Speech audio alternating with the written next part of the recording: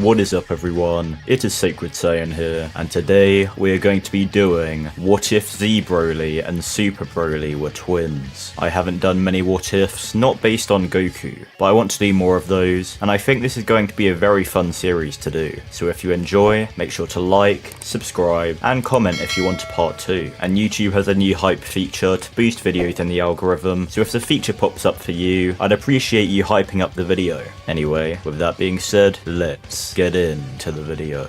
So first off, we can't call both of them Broly. That will just get way too confusing. So one of them will need to change their name. And so we're going to be changing the name of Z Broly. Now, since Broly is based off broccoli, it would make sense to instead have his new name be a pun for cauliflower, since it literally just looks like white broccoli. But since cauliflower already exists, we can't do that. So instead, his new name is going to be Toma. This name being a pun for tomato, and I'm giving him that name since Z Broly kind of does look like a tomato when he's a legendary Super Saiyan, since he's got the red at the bottom and the green hair, and that's why I chose to change Z Broly's name rather than Super Broly's, because it was easier to find a pun for him. So just remember, from now on, anytime we mention Toma, that is in reference to Z Broly, and when we mention Broly, that is in reference to Super Broly. Now we've got that out of the way, let's begin. So, this what if will be following the events of the Z Broly movie. However, in this timeline, FighterZ doesn't have one son, he instead has two, a pair of twins, being named Toma and Broly. Toma being born around a minute earlier, so he is technically the older brother, and both of these brothers are incredibly powerful from birth. From the moment they were born, they both already had power levels of 10,000 each, since they are both actually mutant Saiyans, though slightly different, which we will see later on. The scientists were astonished at Toma and Broly's power, but even with that power, a baby Kakarot was still able to agitate a baby Toma with his cries, even though Broly wasn't affected in the same way. Soon enough, King Vegeta would discover the incredible strength of the twins, and sentence them to death.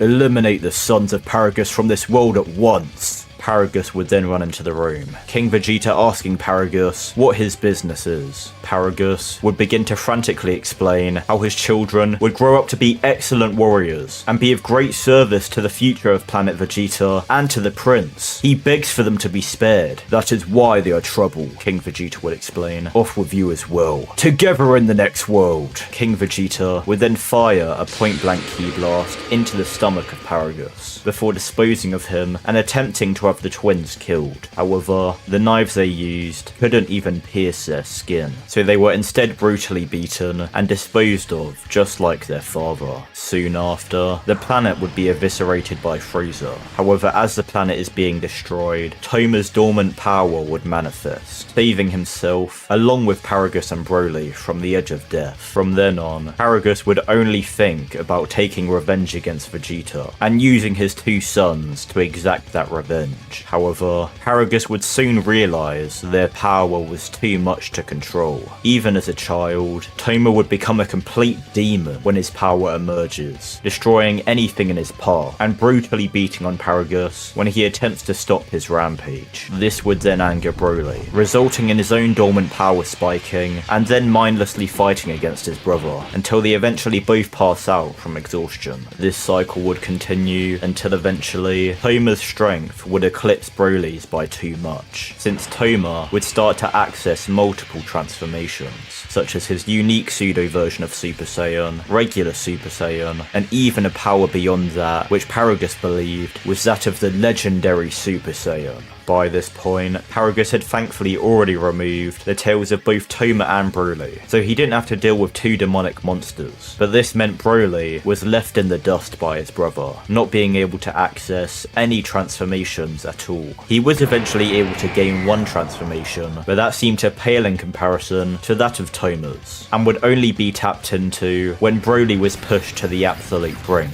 allowing him to use the power of Great Ape within his humanoid form, but that would only let him match Toma's pseudo Super Saiyan. This became a massive problem for FighterZ. At least before, when Toma would rampage, Broly would be there to cancel it out. But now, with Broly falling behind, there was nothing to stop Toma from destroying absolutely everything in his path. Paragus would feel a sense of terror towards his own sons. He was even terrified of Broly when he lost control, but Toma was on a whole other level, and so he had a scientist create a device that would allow him to freely control Toma. However, due to the resources required in order to build this device being incredibly rare and difficult to find, he wasn't able to create a second one, so he instead had the scientist create a shock collar for Broly, who should be easier to control than Toma anyway. And after Paragus manages to put the devices on his two sons, his revenge finally seemed to be possible, and so he would begin to plan on how to exact it. We now skip all the way to the Cell Saga. During the days before the Cell games commenced, the events of the Broly movie would begin as usual, with Paragus coming to Earth and requesting for Vegeta to come with him to New Planet Vegeta and take his rightful place as king. However, Vegeta would be reluctant until Paragus brings up there being a legendary Super Saiyan who only Vegeta can beat, which leads to Vegeta agreeing to come with them, along with some of the others who were present. Cell would sense them leaving the planet, but he isn't concerned. He is sure that whatever they are up to, they will return before the Cell games begin. At the same time, Goku would be told about this very Saiyan by King Kai, and Goku finds out that they actually destroyed the entire South Galaxy.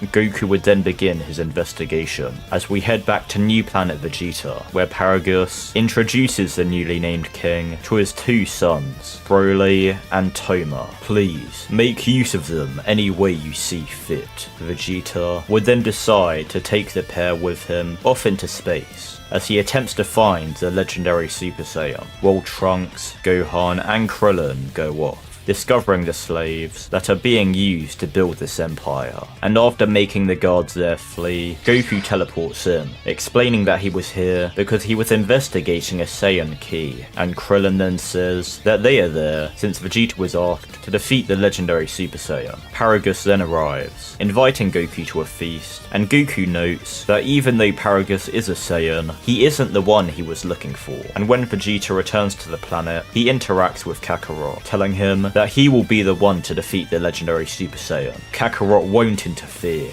Goku then turns, seeing the two other Saiyans, and Toma is looking at him menacingly, clenching his fists and gripping his teeth as he is seemingly getting angered. Broly is confused, not knowing what set his brother off, and at this point, he fears his brother, so Broly begins to tremble as Paragus commands Toma to take it easy. However, Toma's anger remains, as his aura is still let out, standing face to face with Kakarot, though thankfully, the device finally seems to get through to Toma, making him calm down for the time being. But Paragus realized there was definitely something wrong. It seemed the device was becoming less effective. Paragus would later infuse more of his ki into the remote controller, and the scientist would inform Paragus that the device should be functioning properly, but Paragus is concerned, realizing that Kakarot may be a catalyst for Toma's Saiyan instincts, making him start to overcome the limits of his control. We now head over to Toma, sitting in his room as his anger begins to overcome him once again.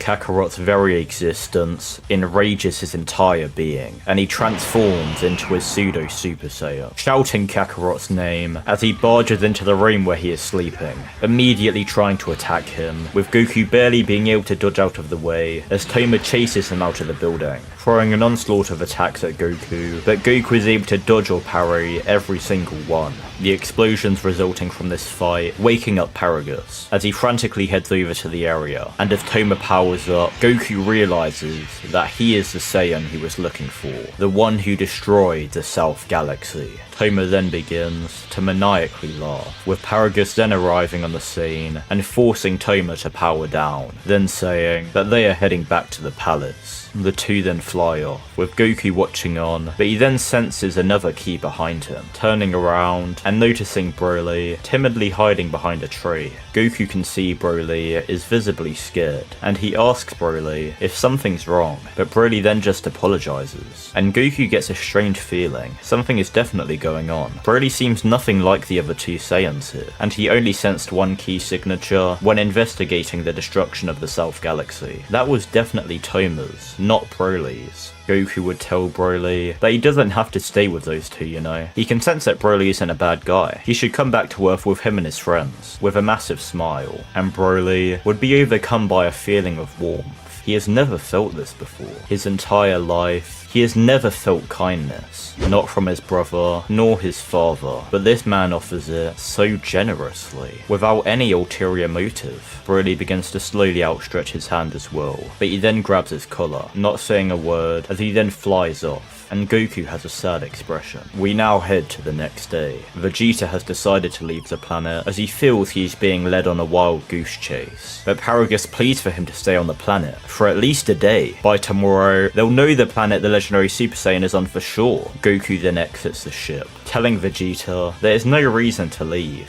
The legendary Super Saiyan is right here, and Goku tells Paragus to explain to Vegeta that Toma is the Super Saiyan. Paragus says, "That is absurd. King Vegeta, there is no way such a thing could be possible. How could Toma, with a power level lower than my own, be a Super Saiyan?" Trunks then arrives, telling his father about the charade of this planet. Everything built here was on the back of slaves, to look like a city, so that they could trick him. Vegeta then realizes he has been deceived, and Paragus begins to confess. Everything Trunks said is true, and he only used this planet as he knew a comet was going to collide with it. Paragus is truly after the Earth in the northern galaxy. He wishes to move to it and use it as a base from which he can establish his empire. Therefore, he didn't wish for a battle to take place there, which is why he brought them to this planet to begin with. However, as Paragus would continue to monologue, Toma would begin to get enraged as he is staring directly at Kakarot. Toma would then walk towards him, transforming into a pseudo Super Saiyan, and Vegeta would realize Kakarot was telling the truth, powering into Super Saiyan himself as he would try to attack Toma, but he can't even make him flinch with his blows. Paragus would then begin laughing, saying there isn't a need for the comet. Toma will kill them now with the power he has. Vegeta would then fire a massive ki blast at Toma, but he would remain unfazed, then beginning to power up further as everyone is terrified by the power they are sensing, especially Broly, who has experienced that power firsthand. Paragus would command Toma to stop, but this would be futile as Toma would then transform, destroying the control device in the process. And now, standing before everyone is the legendary Super Saiyan. Vegeta would be having an existential crisis, while Toma attacks Goku and Gohan, who jumped in with him. Trunks flying off to help them as well, but Vegeta just kneels there, feeling completely powerless. They will all be killed. He is the legendary Super Saiyan. Paragus then recomposes himself as he begins to monologue to Vegeta about how he wished to use Toma's power to rule over the universe. However, that dream has come to an end. Toma won't be contended until he destroys the entire universe now. He just hopes Toma will die from the comet, while he uses Broly to rule the universe instead. Broly would say he doesn't want to do that, but Paragus would then click his other remote, electrocuting Broly as he staggers to the ground. Thankfully, Broly is much easier to control than his brother, but even still, his pure-hearted nature is a weakness. He even nearly died trying to prevent Toma from destroying the Southern Galaxy. What a waste that would have been. We now head back to the fight with Toma, with the demonic Saiyan telling the group that if they don't start demonstrating an actual fight, he will just destroy the whole planet, with Goku saying that he won't get away with it as he powers up into Super Saiyan, and so does Gohan and Trunks. Vegeta would shout for them to stop it. There's no way they can win. That's the legendary Super Saiyan. Paragus would then laugh, telling him to watch closely as Toma would begin to decimate the three Super Saiyans with no difficulty whatsoever. Broly watches on, remembering how kind Goku was to him, and he wants to try save him, despite him being afraid, but Paragus notices this, shocking Broly again as he collapses to his knees. What's gotten into Broly? He knows he can't fight his brother, even if he wanted to. He hasn't been able to since they were children. We then head back to Toma, who just destroyed the home planet of the slaves in front of their very eyes, and he begins maniacally laughing, Gohan is shocked, calling him the devil, and Trunks says, if we let this guy live, he'll go on destroying the whole universe. Goku understands this, knowing that they absolutely must win, and Toma continues to laugh as he rushes towards him, first slamming Trunks into a wall, and then looking to Kakarot, asking him if his son is dear to him. Goku tells Gohan to run, then rushing towards Toma as they grab hold of each other, and Goku knees Toma's chin, but Toma takes 0 damage, and then lifts Goku into the air, before kicking him into the side of a cliff. Toma then catches up to Gohan, who was running away, slamming him against the side of a building, and then firing a ki blast, which sends him straight through it, crashing into another building, and as Goku and Trunks arrive to try help him, Toma slams them through another one, and proceeds to then fire a barrage of ki blasts at Goku, which all explode on impact. Toma then begins breathing heavily. His ki is rising. It's overflowing as he then floats into the sky, and his aura alone begins shooting out numerous ki blasts, expending the overflowing energy and creating massive explosions all throughout the planet. Toma then begins laughing, seeing Goku, Gohan and Trunks all knocked out,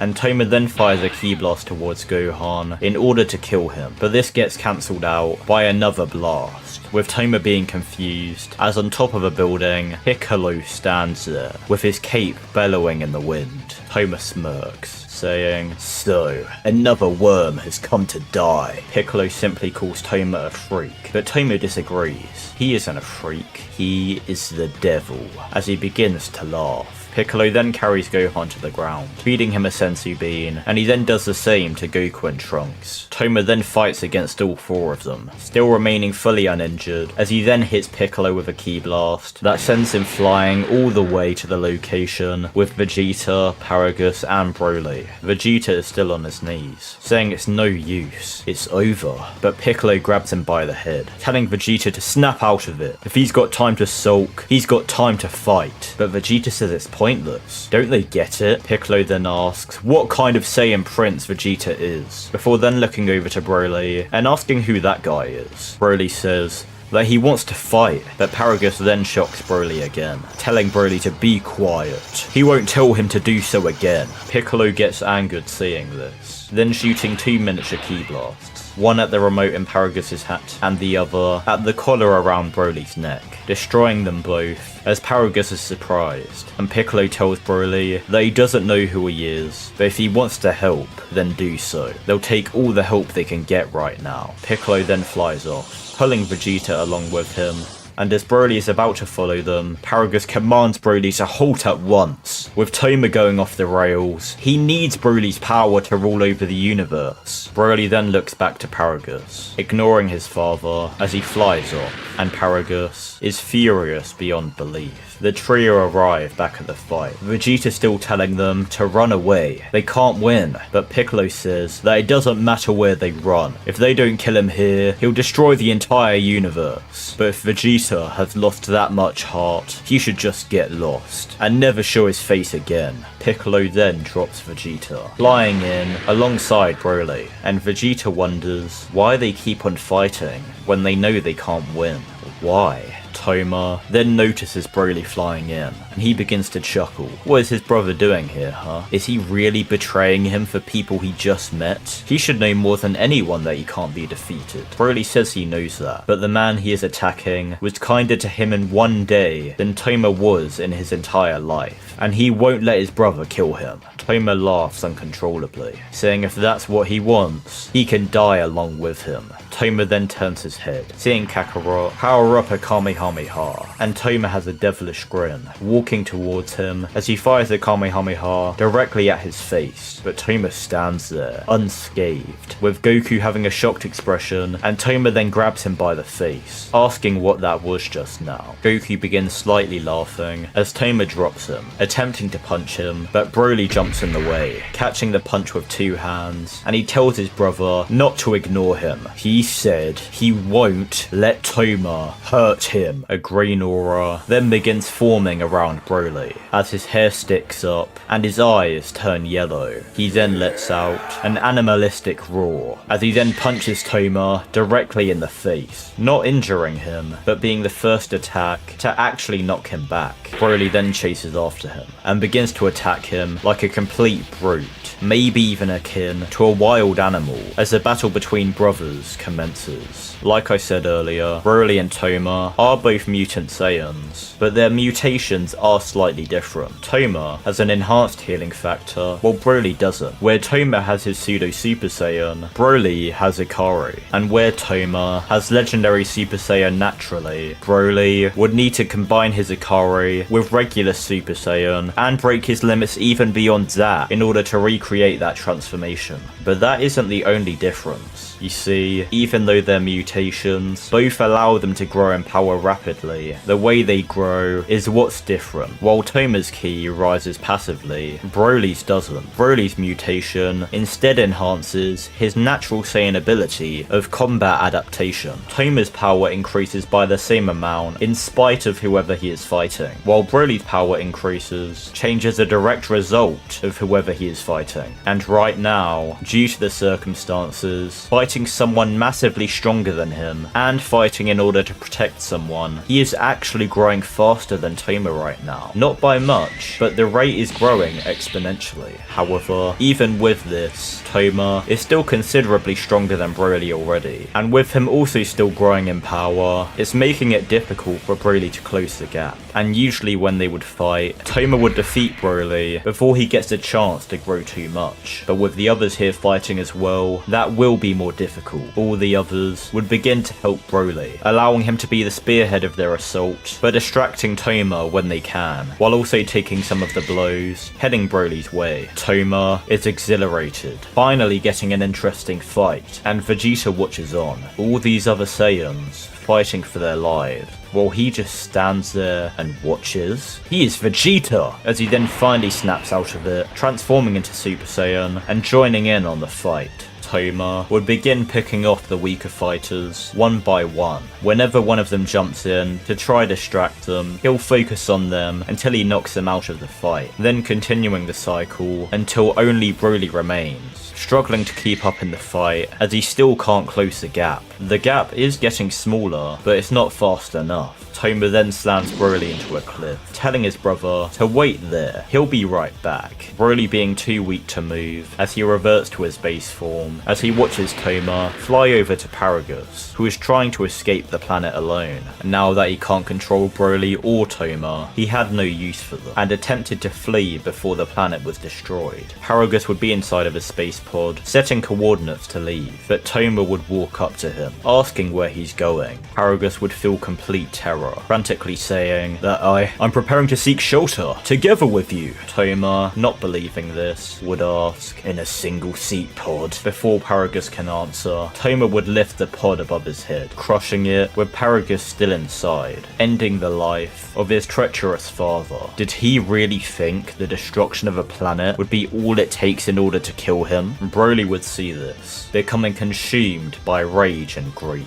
His father was cruel to him, but he was still his father, and deep down, a part of Broly would always love him, no matter what he did. His heart was pure in that way. Broly would then be engulfed by a monstrous aura, first transforming back into a Ikari, but then going even beyond that, as the entire planet begins shaking, and Toma watches on, feeling his brother's power skyrocket, as now Broly has transformed into a Super Saiyan for the first time, but not just an ordinary Super Saiyan, as he has the power of Ikari stacked on top of that. His hair is still golden like a regular Super Saiyan, but his pupils are gone, just like Toma's. Toma grins from ear to ear. Finally, after all these years, his brother did it. Maybe now, he can finally give him an actual challenge. As Toma blitzes towards Broly, and Broly does the same, clashing fists as the brothers actually begin trading blows, being on an equal footing for the first time since they were children. Now that Broly has reached the level of his brother, his power growth has declined, since his opponent isn't significantly stronger than him. But now, as Toma passively grows in power, Broly passively adapt to that power, leaving them in a deadlock in terms of strength. However, Broly has no control over himself, fighting like a beast, while Toma does, allowing him to keep a slight advantage. Though this advantage fades when Broly ends up unleashing his full dormant power, as his hair now also turns green, though a slightly different hue than Toma's, and he now gains the lead in terms of power. And even though Toma's power is still constantly growing, it's now a reversal of how the fight was earlier, where now Toma is the one growing in power faster, but Broly is the one who is considerably stronger, while still growing in power, meaning it's going to take a while for him to be able to close the gap. While this takes place, Goku watches on, all the others being too injured to carry on, and Goku knows he needs to stop this. He needs to defeat Toma and save Broly from himself. Piccolo tries to get up, but he can't, so he shouts for everyone to give Goku their energy, and Goku begs for them to do the same, all of them doing so besides Vegeta. His pride is getting in the way, but as everyone pleads for him to do so, including his own son, Vegeta would finally do it, with Goku feeling the surge of power flood through his body, as he immediately flies over to the ensuing battle, apologizing as he sends Broly flying away with a kick, making sure not to use enough power to kill him, but just to knock him away. And Toma is confused. How did he get so strong? And Goku just replies, saying he isn't going to let him get away with what he's done, completely ignoring his question. Toma gets annoyed, trying to hit Goku, but Goku then catches the punch, then proceeding to throw a punch of his own, tearing through Toma's body, as it then explodes, with Goku's power then fading as he starts falling, while the comet begins destroying the planet. And as Broly gets back up after being kicked by Goku, he is about to continue his rampage, but he sees Goku falling, and he is finally able to come to his senses, regaining control as he reverts to his base form, and he catches Goku, flying over to the others, as Goku then has everyone grab onto him, and they all teleport inside a ship, which Roshi, Krillin and Oolong were using to save the slaves from the planet. The cramped spaceship then continues flying back to Earth, as new planet Vegeta is destroyed by the comet,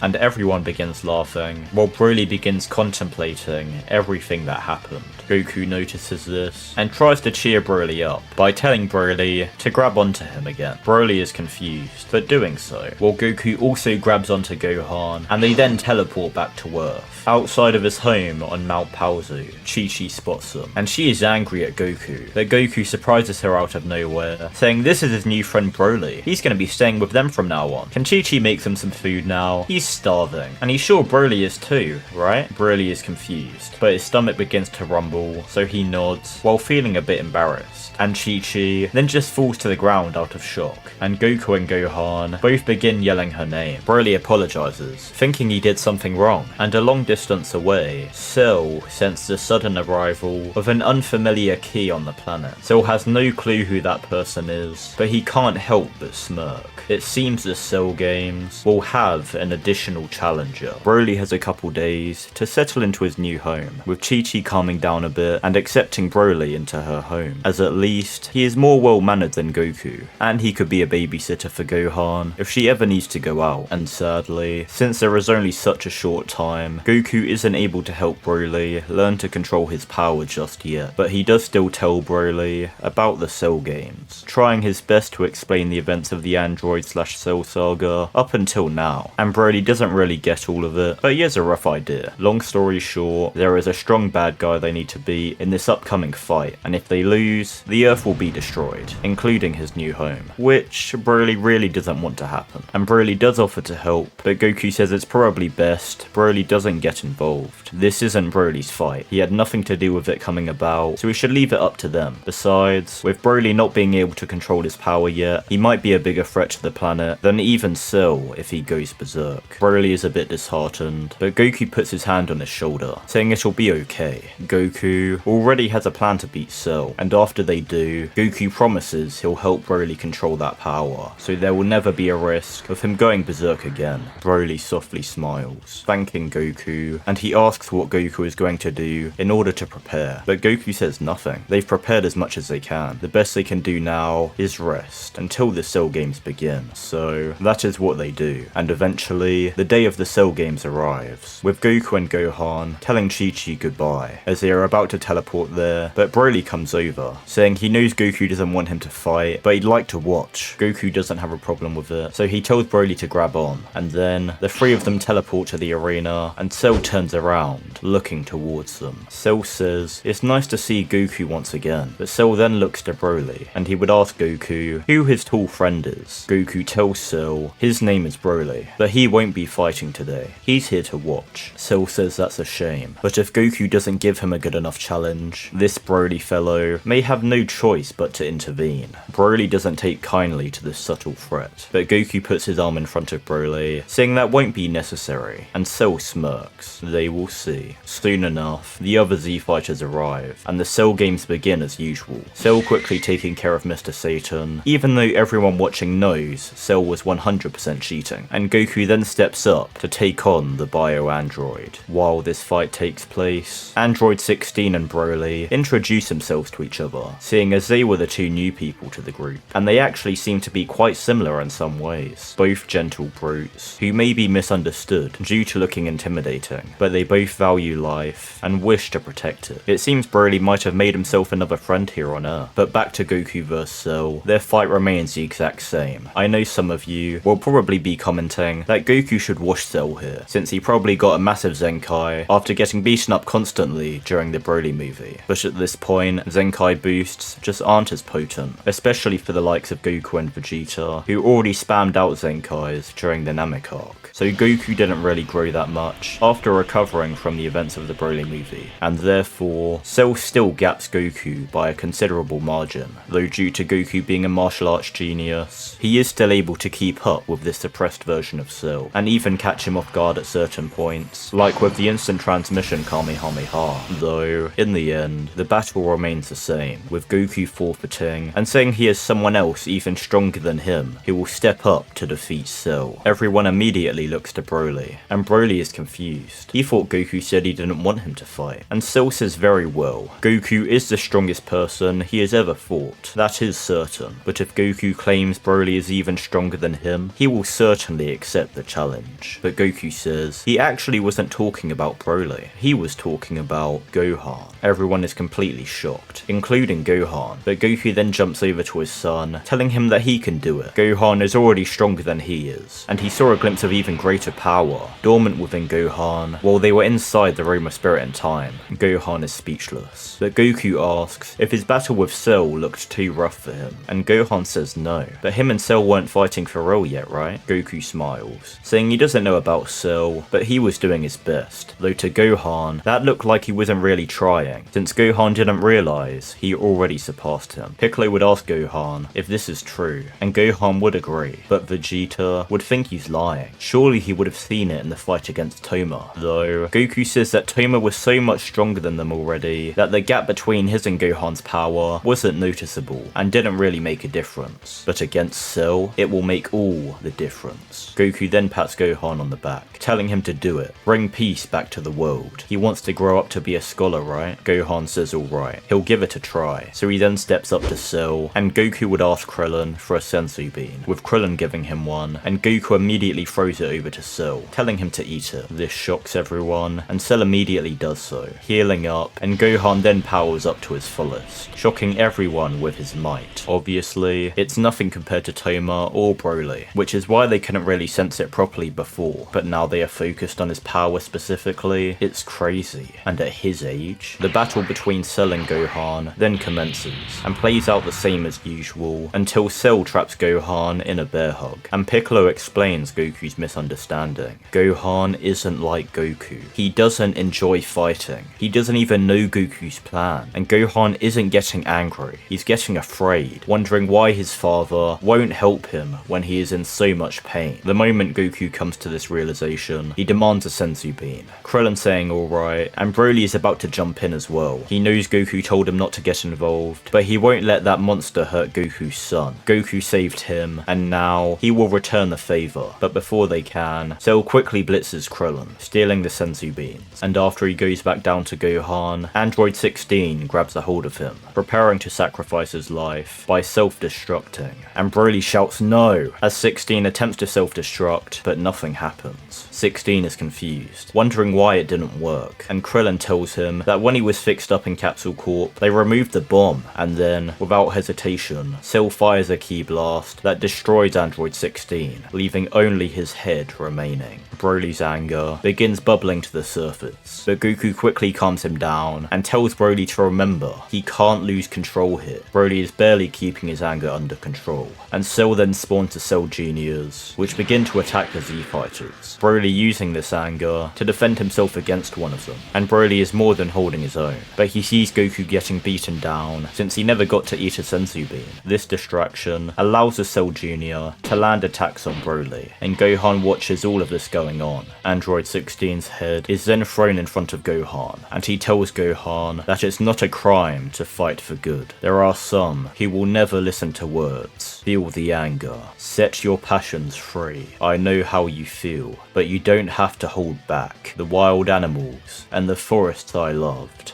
don't let them be destroyed. Protect them for me. Cell then stomps on Android 16's head, snapping the chains locking Gohan's power within, and he now unleashes that power with an earth-shattering roar. Everyone looks in amazement, as Gohan is now a Super Saiyan 2. Thankfully, Broly didn't see the same thing Gohan did, otherwise he'd probably be out of control right now. But since Gohan is able to control his rage, he uses it to steal the Senzu beans from Cell, and then decimate every Cell Junior in sight. Gohan then gives Trunks the Senzu beans, having him use them to help the others, and Gohan then goes head to head with Cell once more. Broly watches on as Gohan begins to decimate Cell. Goku told him that Gohan used to struggle controlling his anger before, just like him, but now he seems to have perfect control. Is it really possible for him to do that as well? Gohan is completely embarrassing Cell. He is able to avoid or block every single attack, and occasionally Gohan even lets Cell land an attack, just to show him that even if Cell can hit Gohan, it does 0 damage. And every time Gohan decides to hit Cell, it feels like getting hit by a truck. Cell then flies up, powering up a Kamehameha, but Gohan responds with his own, and it overpowers Cell's within an instant, tearing off multiple limbs. Goku tells Gohan to finish him off, but Gohan says no, he deserves to suffer more. Goku being shocked, and Broly now learns something very important. Just controlling his anger isn't enough, it's also controlling his ego. Once he masters the power from his anger, Cell then regenerates, growing larger and trying to attack Gohan, but Gohan dodges every attack. Cell gave up speed in exchange for power, and that is the exact thing he mocked Trunks for earlier. His desperation is making him sloppy, and this sloppiness allows Gohan to hit Cell with a devastating gut punch, which makes him vomit up Android 18, reverting him to his semi-perfect form. And now knowing he has absolutely 0 chance of fighting back, Cell resorts to his final move, self-destruction. He will die, but at least he'll take Gohan, along with the rest of the Earth, with him. Gohan is about to attack, but Cell advises him against it, as all it would do is result in his death even sooner. Nobody knows what to do, and Broly is angered at himself. If only he could have controlled his power, he could have taken out Cell. This could have all been avoided. Goku then steps forward, turning back and smiling. He says that he's been thinking, and he can't come up with any other way to save the Earth. Everyone is confused, but Goku then puts 2 fingers to his head, saying, "Broly, you'll learn to control your power. I believe in you. Bye guys." Broly recognizes that hand placement. It's like when he teleported him to Earth. Broly tries to run to Goku, telling him not to do it, but Goku then vanishes, appearing in front of Gohan and placing his hand on Cell. He looks back to Gohan, telling him he is proud of him, and to tell his mum he is sorry. Broly shouts Goku's name, as Goku then teleports, along with Cell, to King Kai's planet, apologizing to King Kai, as he had no other place he could go. Cell then explodes, engulfing Goku in the blast, and now the hope of the universe has been snuffed out. Gohan screams as he begins to cry uncontrollably, and Broly just stands there, not being able to move and not saying a word. He just has a stunned facial expression as tears begin to flow down his face. Cell then reappears back on Earth, shooting a death beam straight through the chest of Trunks and explaining how he survived. If they want to kill him, they will need to make sure even microscopic pieces of him don't remain. He even got a Zenkai boost from his near-death experience. He's powered up like Gohan now, and with that, he truly is perfect. Broly watches on, and his anger was already bubbling after the death of 16, and now he can't keep it down. The entire planet begins to shake, everyone turning to Broly as he is enveloped by a green aura, bulking up in size, with his hair spiking up and his eyes turning yellow. Broly's pupils then begin breaking apart, like they are about to explode, but he then feels a hand on his shoulder, and he hears a familiar voice. Don't let it control you, Broly. Tame your power. Make it your own. Broly's pupils stop breaking apart. Is that Goku? Goku says that's right. He's talking to him through King Kai. It's okay, Broly. Now, just feel the power flowing through you, and harness it. Don't let it consume you. Broly looks down at his hands, feeling the power, and he is actually controlling it. He feels immense rage, but it won't control him. He knows what he must do. Vegeta uses Broly as a distraction, rushing over to Cell and powering up into Super Saiyan before firing a massive blast at the bio-android. However, Cell is unfazed by this surprise attack and simply kicks Vegeta to the ground, preparing to fire a beam of his own at the prince. But before he can, Broly appears next to Cell, snapping the arm he was about to use, and then grabbing him by the face, slamming him into the nearest mountain, and then dragging him across it. Cell attempts to break free, kicking Broly in the face, but the attack is meaningless, doing nothing but making Broly stronger, and Broly then slams Cell into the ground, letting go of his face, only to grab onto one of his legs, and he begins slamming him like a ragdoll. Cell is getting heavily damaged, but he won't take this any longer, so he coots his hand in ki and slices off the leg Broly is holding, flying away and then regenerating the lost limb. Cell then begins to charge up his final attack. Nothing less will even damage Broly, and he knows it. So not only does Cell begin charging up a solar Kamehameha, he also buffs up like he did earlier, exchanging all his speed for power, as speed is useless in a clash of energy. He will put every drop of ki he has into this very attack, and he aims it in the direction of the Earth. So if Broly doesn't stop it, not only will the Earth be destroyed, but so will the entire solar system. Cell then fires the beam, Broly getting in its trajectory and quickly firing a mouth blast in response, not only clashing with the attack, but overpowering it. And as he does, we pan to behind Cell, and Gohan is in the air, powering up a Kamehameha of his own,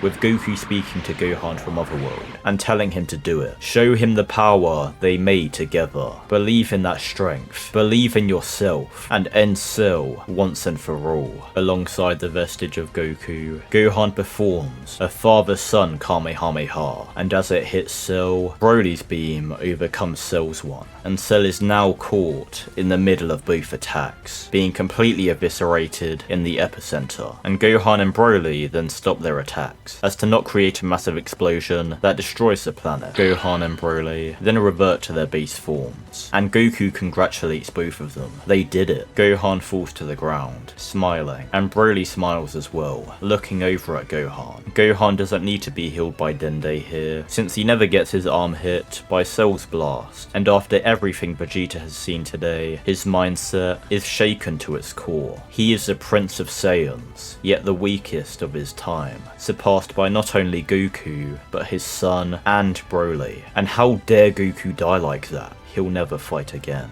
Vegeta then flies off, and Mr. Satan still takes credit for the defeat of Cell, allowing him to rise to fame as the Earth's greatest hero. And we now head to the lookout, where the Z Fighters use their Dragon Balls to revive everyone killed by Cell, also removing the bombs from the androids, scoring Krillin some points with Android 18, as he was the one who made the latter wish. They also try to revive Goku, but since Goku was revived with the Earth's Dragon Balls before, he can't be revived again. Goku then then gets in contact with all of them through King Kai. He did consider remaining dead, as he felt that he attracted all the villains, and he wanted the Earth to remain in peace. But since Paragus recently only came to Earth and led to the trouble with Toma because of Vegeta, it sort of disproves that notion to an extent. It doesn't just completely negate all of the other villains coming for Goku, but that isn't the only thing that affects Goku's decision. Goku also promised Broly that he would help him control his power, and Goku wants to keep that promise. So he decides that he will come back to Earth, letting everyone know that him and King Kai will get the Namekians to revive him, and that is exactly what he does. The Namekians are very willing to help Goku, as he is a savior to their people, and so a short time later, Goku's halo disappears, and he instant transmissions back to the lookout. Gohan runs up and hugs him, and Broly walks over, smiling at Goku, and Goku does the same, as they fist bump.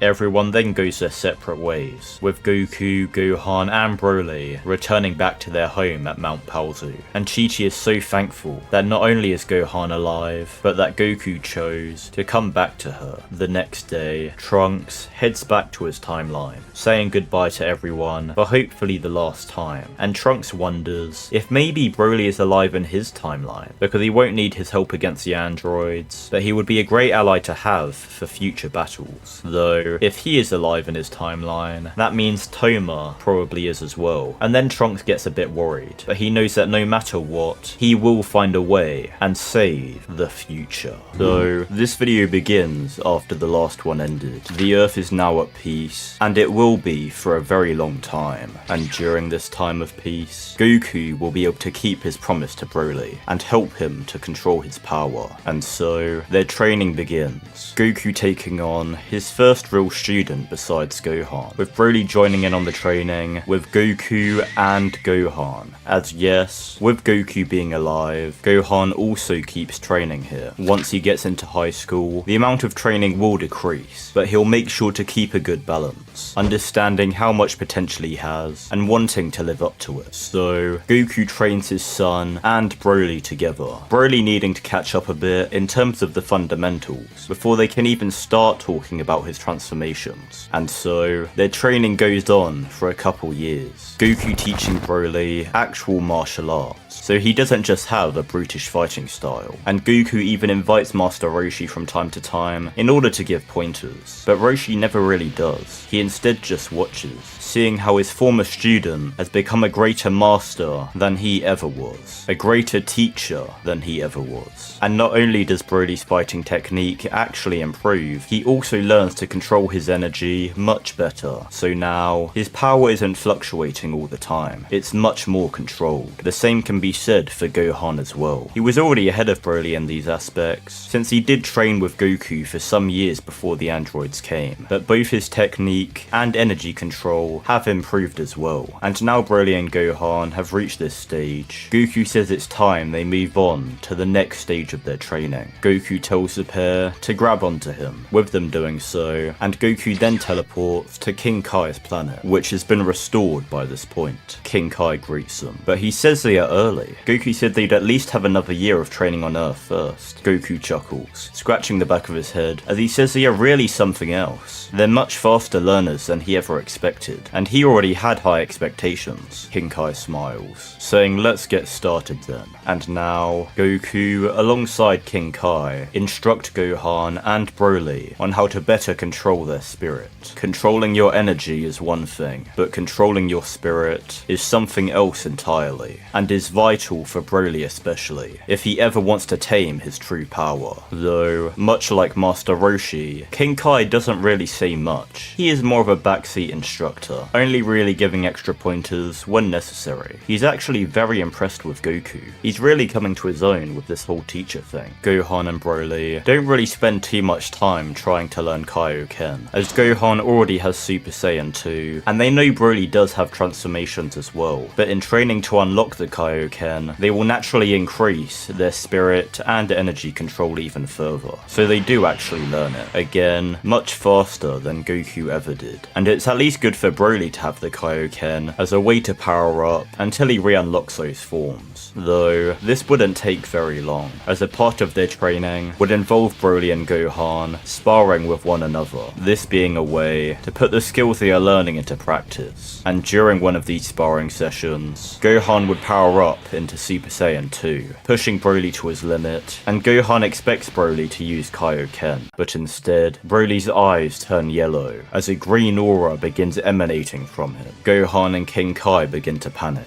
thinking Broly lost control, but Goku watches on and smiles, telling them to look closer. His aura, it's not wild like it used to be in this form. Broly probably doesn't even realize he transformed, right? Broly is confused, looking down at his hands and seeing a thin green energy coating his body. Goku's right, he didn't even realize he transformed. It doesn't really feel all that different from his base form, though there is obviously a unique sense to it. Broly then drops out of the form, and Goku tells Broly to try transform into it again. Broly says alright, hovering in the air, clenching his fists and closing his eyes. Then, once he opens them again, they turn yellow, and he is coated in the controlled green aura once again. Gohan gets excited, saying that's amazing Broly, and Broly looks over to Goku, giving him a smile, and Goku gives a thumbs up, while having a massive grin in response. King Kai is astonished. It's remarkable how much progress they are making, and he's just glad his planet didn't get destroyed again. And so, their training continues for some time, with Gohan and Broly eventually learning the Spirit Bomb as well, and with that, the pinnacle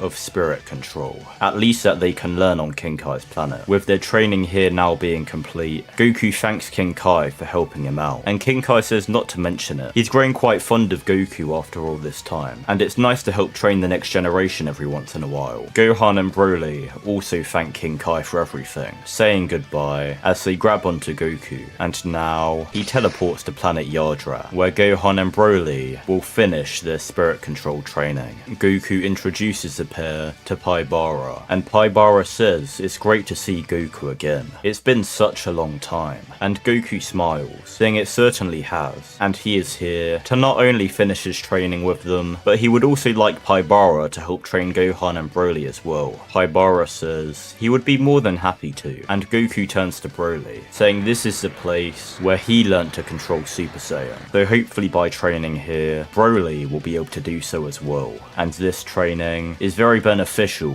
for Goku, Gohan and Broly, all of them getting much stronger through getting better spirit control, like how Vegeta did in Dragon Ball Super. And not only that, but they do take the time to learn every single technique, for the same reason that Broly and Gohan learnt the Kaioken. Though all the techniques may not be necessary, the challenge of learning them enhances their spirit control even more. And since Gohan learns instant transmission quite early on, it makes travelling back to Earth to study much easier, as when they were training on King Kai's planet, Goku would need to teleport Gohan to Earth every few days, in order for him to get some studying in, and to spend time with Chi-Chi. But now, he doesn't need Goku to do that, as he can do it himself, and eventually, the training there would be complete as well. Since Goku already had a head start on the training, he was able to help Gohan and Broly alongside Paibara, giving them pointers which he picked up on from when he trained there previously. And now with their training fully complete, Paibara can tell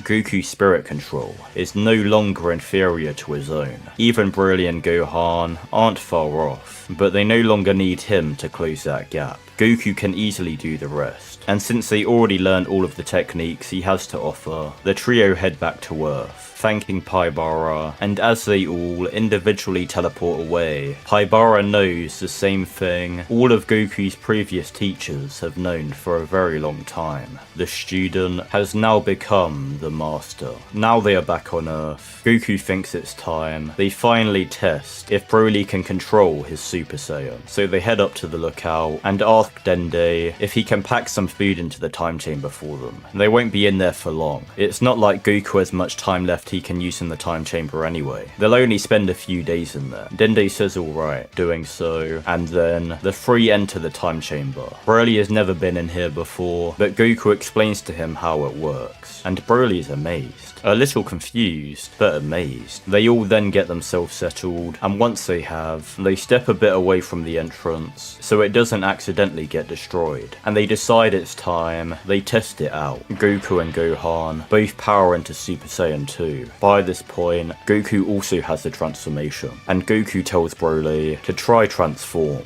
Try to remember the feeling he felt when he transformed previously. The anger, the sensation, but then don't let it take control. Broly nods as he begins to charge up his ki, closing his eyes and thinking back to the battle against Toma, the death of his father. He may have been terrible to him, but he was all he had at that time. The entire time chamber begins to shake, feeling like it's about to break apart, as Broly's hair then turns golden, as a green aura explodes out of Broly, going wild for a second, but then Broly breathes in.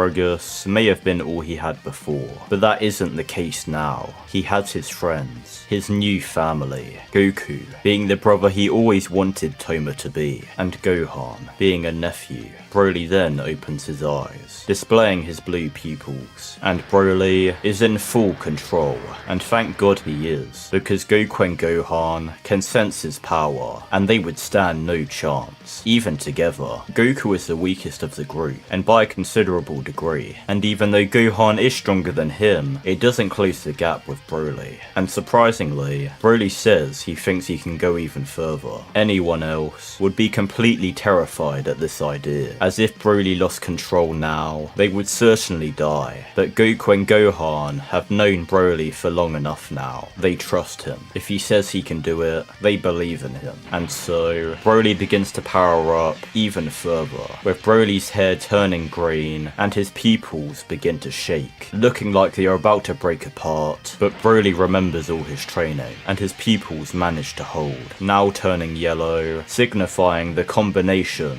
of his Ikari and Super Saiyan. And as he does, the time chamber itself explodes. On the lookout, Dende and Mr. Popo are waiting for them to return, where out of nowhere, the palace where the time chamber entrance is located just turns into rubble as a massive green light appears. Massive clouds of dust prevent them from seeing what's going on, but as the dust clears, they see Goku, Gohan and Broly all standing there. Goku and Gohan being in Super Saiyan 2, and Broly being in a controlled version of his full power Super Saiyan, though they can call it legendary Super Saiyan, the culmination of all his training, the merging of his Ikari and Super Saiyan, which can only be controlled due to all the training Broly has underwent, and the power is extraordinary. Everyone who can sense ki throughout the entire planet is terrified at the power. Piccolo and Vegeta individually flying over to the lookout, thinking there is a fight going down, but they just see Broly standing there, and they are in awe of his power. Vegeta's jaw drops, simply asking,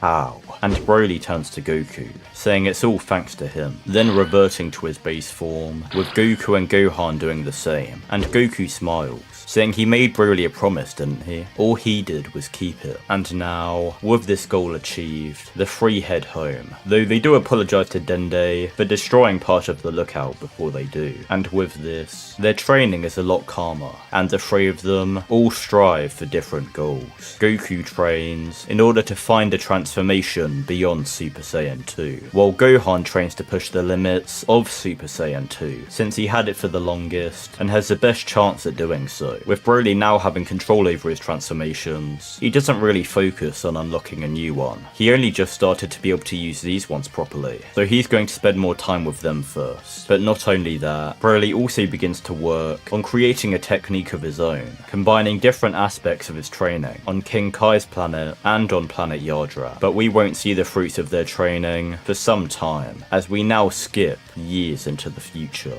During this time, Goten became old enough to start his new training, and since Chi-Chi can tell, Goten isn't the same as Gohan. He doesn't want to become a scholar. She's a bit more lax with letting him train, though he still does need an education. And Goten won't be allowed to go to other planets to train. He is staying on Earth. But even with this, Goten will certainly be much stronger than in canon, since now he actually has his dad training him, and this Goku is now an actually experienced teacher. Goku is really impressed with Goten's potential. potential, especially when he becomes a Super Saiyan at an even younger age than Gohan. And speaking of Gohan, he eventually goes to high school, and everything there really goes the same, with him still saving people as the Golden Warrior, and even the Great Saiyaman for a time, getting the green suit inspiration from Broly, and Broly thinks the outfit is super cool, though Goku thinks it's a bit silly, and eventually, Videl discovers Gohan's secret, forcing him to join the upcoming World Martial Arts Tournament, along with teaching her how to fly, and with Gohan having much better training here, he is able to do so easily, and since Gohan is joining the martial arts tournament, all the other Z fighters decide to as well, though with Broly also joining, they probably know who is going to win, though Broly says they shouldn't count Goku out. He may not be as strong as him, but even with Broly's training, he can never close the gap in skill that Goku has.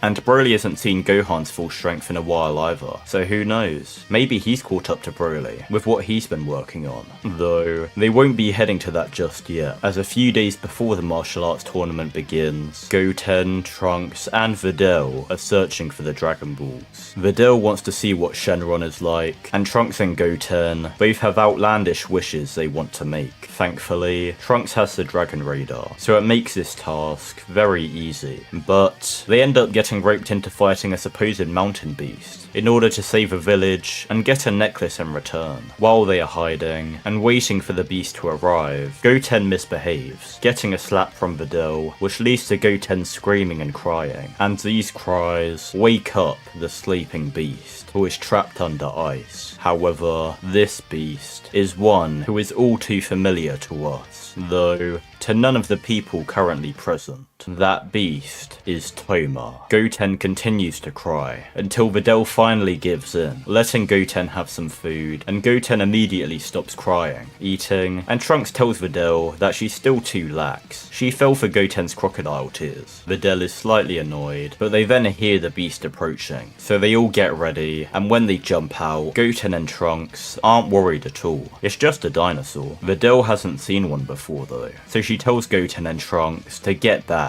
They can't handle that, but they just begin messing around with it, and defeating it with one punch. Videl is shocked. What kind of kids are they? And the trio then head back to the village, cooking some dinosaur meat with them, and the villagers thank them. But in the distance, there are flashes of light coming from near where they were earlier. However, this would go unnoticed, and so they all head to sleep. And the next day, Videl wakes up to the sound of an iceberg falling to pieces. Heading over to the direction of it, and she comes across a man with blonde hair floating over the water. She asks the man what he's doing this early in the morning, but he doesn't respond, simply attacking her, which she barely dodges, and he then smirks, slamming her across the water, and the moment she recovers, he then grabs her by the leg, slamming her down into it. Goten and Trunks then arrive, with Toma looking directly at Goten and getting enraged. He can't remember much, but what he can remember is him. Kakarot. Goten asks what that is. He's never eaten that before, and Toma then bursts his aura, before then attacking Goten and Trunks, hitting both of them, and they are hurt, but they recover quickly, with Trunks firing a ki blast at Toma, which does completely nothing, and Toma then grabs Goten by the face, slamming him into Trunks. The pair fall underwater, with Toma shooting ki blasts down at them, and suddenly, 3 people sense Toma's ki at the same time. Gohan, Goku, and Broly. They all say the same thing. It can't be. All 3 of them put 2 fingers to their heads, immediately teleporting in, and they arrive as Goten and Trunks are both in Super Saiyan, spamming ki blasts at Toma, though again, they have no effect. Even with Goten being stronger here, it doesn't mean he holds a candle to Toma. Goten and Trunks are shocked. How did they just get here? And Gohan then asks the boys where Videl is, and they tell him that monster knocked her into the water, and Gohan asks them to go help her. They will only get in the way here. Goten says that's not fair. They can fight, but Goku tells Goten to listen to his brother. Go.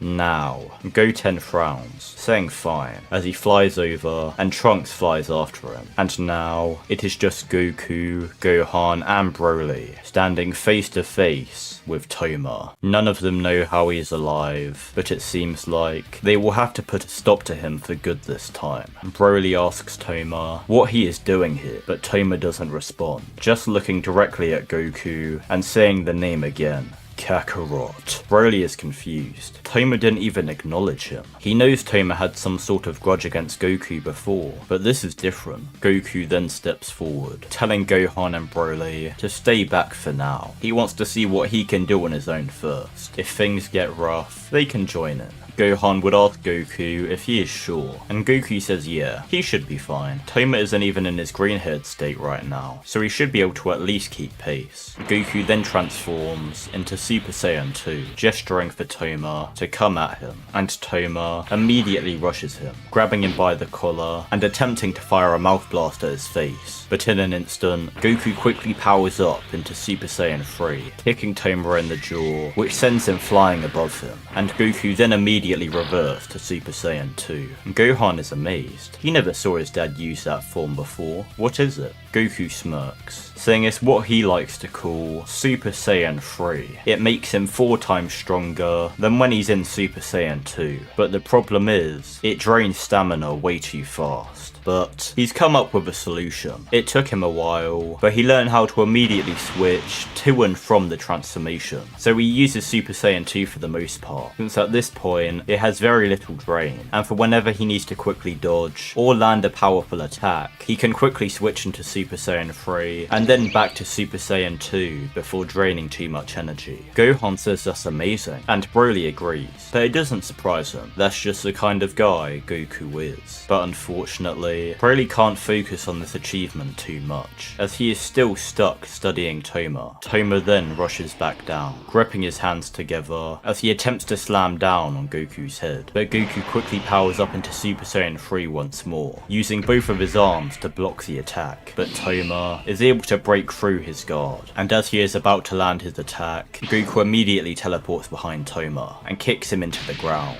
Toma is getting enraged, his power overflowing, and when he looks back up, he sees 10 Gokus all powering up Kamehamehas. And as Toma is about to jump up, all 10 of the Gokus suddenly appear around him, and all fire their attacks simultaneously, creating a massive explosion, and the entire planet shakes from the impact. However, even after this attack, Toma stands there, hardly phased, and he then jumps towards Goku, about to punch him in the face, but Gohan appears in front of him, catching his fist in Super Saiyan 2, and landing a powerful gut punch that completely knocks the wind out of Toma. Gohan here is substantially stronger than Goku, not only in terms of base power, but his Super Saiyan 2 actually gives him an equal boost in power as Goku's Super Saiyan 3. Gohan was able to push Super Saiyan 2 beyond where anyone else thought possible, and now he has a transformation as strong as Super Saiyan 3, but without the drawbacks. Goku smirks, saying he'll let Gohan take it from here, as he then teleports next to Broly, and Gohan then begins to 1v1 Toma, absolutely dominating the battle at the start. But Gohan can notice Toma is slowly closing the gap, though Gohan is surprised, as for some reason, it seems like Toma's energy isn't growing as rapidly as it used to, and Gohan then senses a massive ball of energy directly above him, realizing why, as Goku has actually been using Force Spirit Fission, gathering as much as he can of Toma's overflowing energy into one attack. So while Gohan continues to beat on Toma, he waits until Goku gives him a signal by flaring his ki, and Gohan then teleports away, swapping places with Goku, who then appears, slamming down the massive ball of energy onto Toma, but Toma is able to catch it, somehow absorbing the energy back into himself, which causes him to transform into his green-haired state, and Broly then teleports in, saying it's his turn now. Goku then jumps back as Broly rushes past him, transforming into his own controlled legendary Super Saiyan 4, then clashing fists with Toma, but Broly has the clear edge. Every time they clash, Broly's attacks keep on overpowering Toma's, resulting in Broly landing a clean blow, while Toma only lands minimal attacks in response. Toma is still growing in power, but now both Gohan and Goku are using Force Spirit Vision on him, making sure he doesn't close the gap with Broly.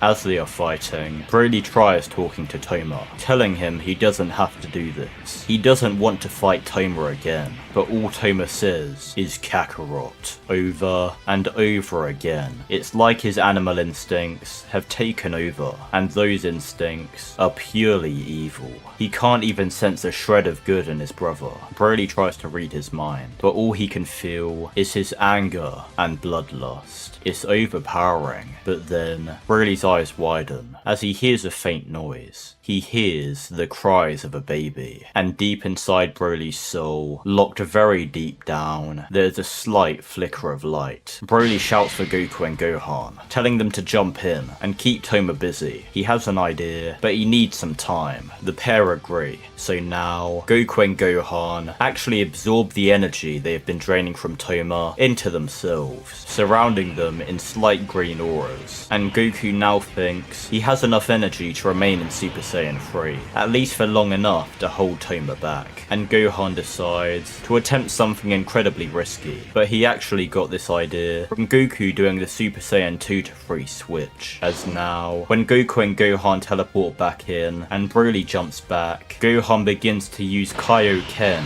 on top of Super Saiyan 2. But in the same way, Goku was previously using Super Saiyan 3, where Gohan briefly activates Kaioken just as he attacks, and just as he needs to dodge or block. Even this is incredibly straining, but he knows he needs the extra power, and due to the temporary boost he has from absorbing Toma's energy, he is barely able to pull it off. And while Goku and Gohan hold off Toma together, Broly begins forming the new technique he has been working on. He doesn't have any practice with the technique in the field, but he hopes it will work out as he intends. A rainbow orb of energy appears within Broly's hand, combining aspects of the Spirit Bomb and Force Spirit Fission. Broly has created a move which he likes to call the Soul Liberator. Broly then appears in front of Toma, with Gohan and Goku dodging out of the way, and it's as if time is slowed, as Broly begins to slam the ball of energy into Toma's chest. And in Broly's mind, he thinks about Toma. When he read Toma's mind, he came to realize something. No baby is born inherently evil,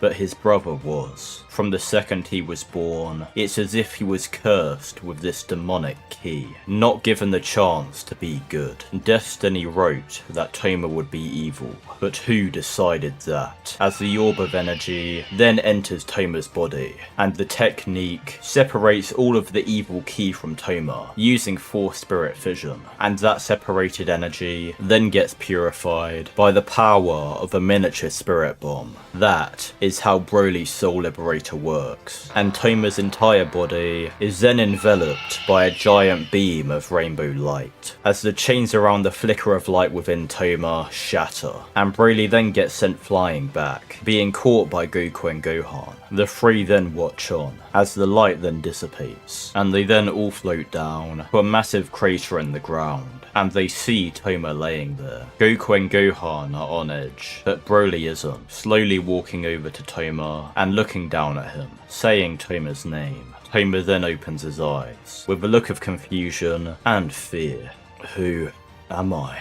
So, this video begins where the last one ended. Toma just asked who he was, and Broly is stunned. His technique seems to have worked, but it shouldn't have erased his memories. Gohan and Goku come over to Broly, asking what happened, and Broly says he isn't sure. His technique should have purified all of the evil energy within Toma. By sensing his energy, that did happen, but why doesn't Toma know who he is? Toma then repeats his question, who am I? Goku says that your name is Toma. Do you know who we are? Toma says no, looking directly at Goku and having no reaction whatsoever. They can sense no anger from him at the sight of Goku, not even the slightest bit. Gohan says it may not be correct, but he has a theory. Maybe because the evil within Toma was in control for so long, it was his evil side which had all of his memories. So when Broly got rid of that evil, he got rid of the memories as well. But Broly says that doesn't make any sense. It's not like he erased the evil, he purified purified it. At least that was his intention. Gohan then says that maybe that means his memories are just locked deep within somewhere, and he will eventually get them back. But in the meantime, they should go under the assumption that he won't. Toma then asks who they all are, and Broly introduces himself and tells Toma that he is his brother. Goku and Gohan also introduce himself, but Toma is more focused on Broly. Broly has a faint smile, saying that's right, outstretching his hand to Toma and telling him that they are family and Broly will take care of him. Gohan grabs Broly's shoulder, asking if he is sure he wants to do this. They know what Toma did to Broly. Can he really forgive him? Broly turns his head to look at Gohan, saying he is sure there was a time where he could never have imagined doing so. That much is true, but he has grown a lot since then, training under Goku, hearing his story and those he redeemed. And not only that, but this Toma isn't the same one who did those things. This is the Toma who could have been if he wasn't born with that cursed power, and he wants to give his brother the chance to be that person.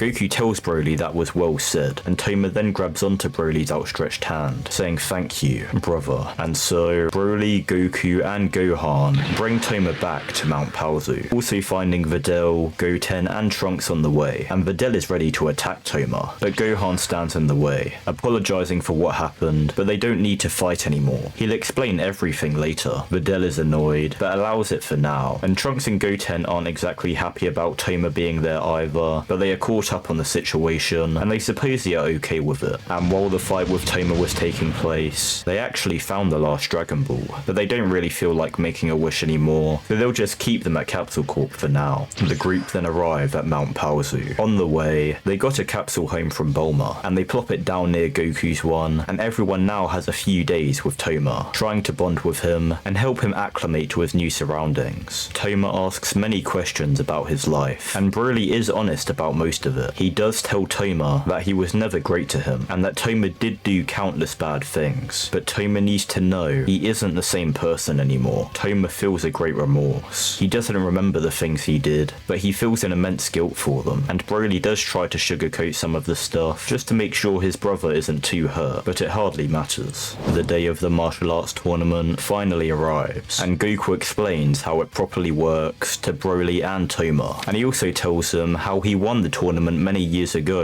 against Piccolo. Toma is amazed, and Goku says Toma should join. He's probably the strongest besides Broly, but Toma declines. It does sound like fun, but he doesn't want to hurt anyone, especially his new friends. He'd like to come and watch if he can though. Broly says that would be nice, and a short time later, they all head over to the tournament, meeting up with the rest of their friends, and Piccolo and Vegeta are on guard at the sight of Toma. Goku and Gohan did tell them what happened during the couple days, but it is still weird for them to see Toma and him not try to murder them. Toma has no clue who they are though, so he introduces himself and says it's nice to meet them. Piccolo would tell Toma it isn't the first time they met, and Toma would immediately know what that means, apologizing if he hurt them in any way. Vegeta scoffs, saying whatever, they can settle their differences in the tournament, but Goku then interjects, saying Toma won't actually be competing. This annoys Vegeta, but regardless, at least he can fight Kakarot, along with Gohan and Broly. He has sparred with all of them a few times since they came back from Yardrat, and even though he lost those times, he doesn't plan on losing again. Goku smiles, saying he can't wait, and then Videl walks over, saying hi to Gohan, and then looking at Toma with a bit of disdain. Gohan did tell her what happened, but she is still very new to all of this kind of stuff, and she doesn't think someone can just magically turn good out of nowhere. She does trust Gohan, but that doesn't mean she'll keep her guard down around Toma. Toma deeply apologizes to Videl. He still can't remember what he actually did to her, but Gohan told him, and he regrets it immensely. Videl brushes it off, and the group then talk a little more until the tournament commences. Broly just replacing a random human fighter, and Toma sits in the stands with Chi-Chi and Bulma, first watching the kid battles, and they all know who will be in the finals.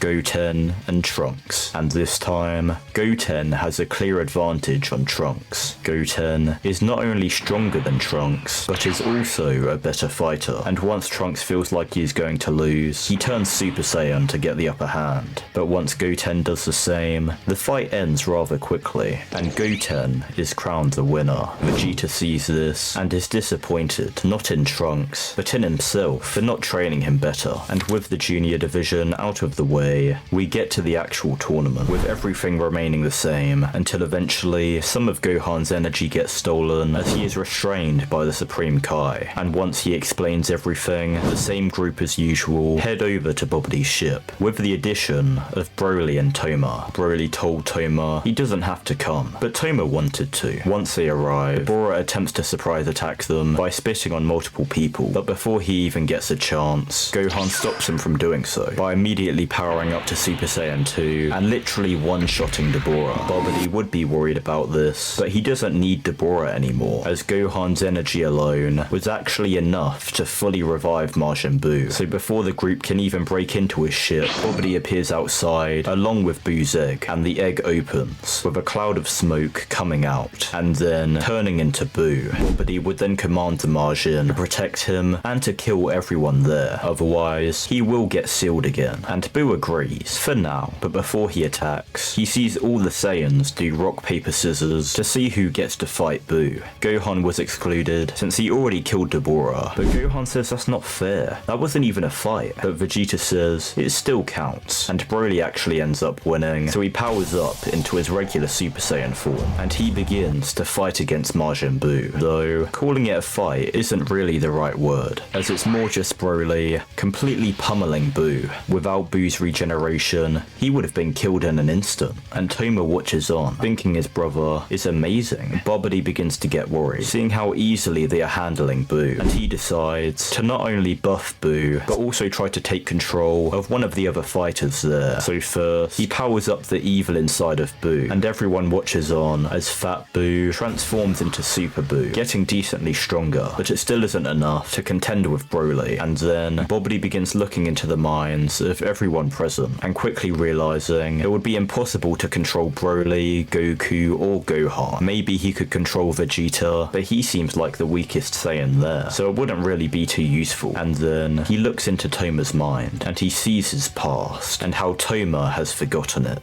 Bobity begins laughing, as Toma begins to scream, everyone looking over to him as an M begins to appear on his forehead, and Bobity begins to reawaken all of Toma's memories, showing Toma all of the atrocities he has committed, and Toma begins crying profusely, feeling such a deep guilt, seeing him brutally beating Broly with his own eyes. But Bobity had a severe misunderstanding. Bobity hoped that reawakening these memories would bring out the evil within Toma, but there was no evil left in Toma to reawaken. Toma would then transform into a Super Saiyan as the M on his head fades soon after, and he immediately blitzes towards Bobity, grabbing him by the throat. Bobity thought he could use Toma's past to control him, but all it did was give him more resolve to never be like that man again. Now, Toma feels an even deeper love for his brother. The fact that Broly tried to save him from himself. He will not let anyone hurt Broly again. Toma then kills Bobity, and while everyone is distracted by this display, Buu actually absorbs Goku and Gohan, becoming massively stronger. But Toma and Broly then look at each other, nodding, as together the brothers rush towards Buu,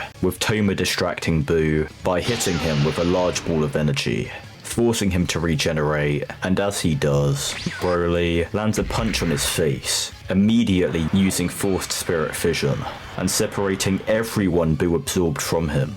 Not only Goku and Gohan, but also the multiple Kais he absorbed long ago.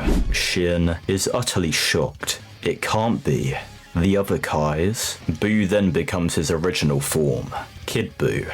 But before he can do anything at all, Toma grabs him by the leg and throws him into the sky, shooting a powerful mouth blast at the Majin, which kills him immediately.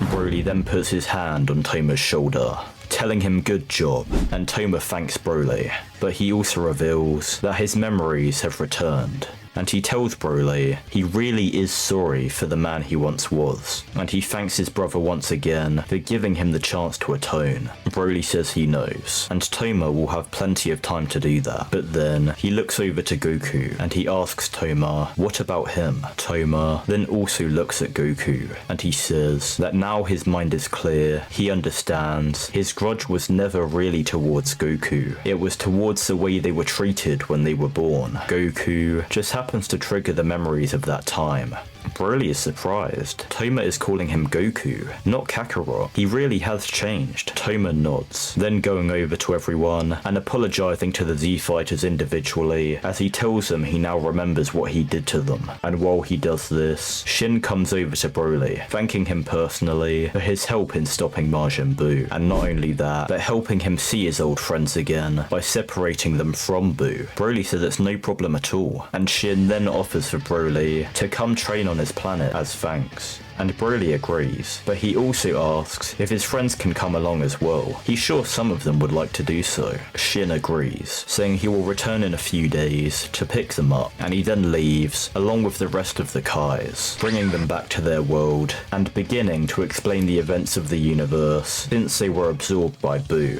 Broly then goes over to everyone, explaining the offer he got to train on their planet, and Goku, Gohan, Vegeta and Piccolo all agree to come along to train. Gohan will only be there like half the time since he still has to go to school, but since he does have instant transmission, that shouldn't be a problem. And Goku also says he won't be there all the time since he still wants to train up Goten, and Chi-Chi won't let him train off planet. Vegeta also won't be there the whole time since he wants to train up Trunks to surpass Goten, but Piccolo can come for as long as he wants. And Toma asks if he is allowed to come along as well. If Broly is going, he'd like to as well. Broly smiles, saying of course, and a few days later, the Supreme Kai comes to pick everyone up, taking them to his planet, and now they have been there, Goku, Gohan and Broly should be able to remember the key here and come here whenever now. The Grand Supreme Kai then welcomes them, thanking them for all their efforts, and due to their heroism, his friend would like to offer them all something. Goku is confused. His friend? And then, the Grand Supreme Kai steps out of the way, and everyone sees Elder Kai standing there, greeting everyone. Nobody has seen this Kai before, so they ask who he is, and the Grand Supreme Kai then explains who he is, and says he was actually trapped within the Z-Sword many years ago,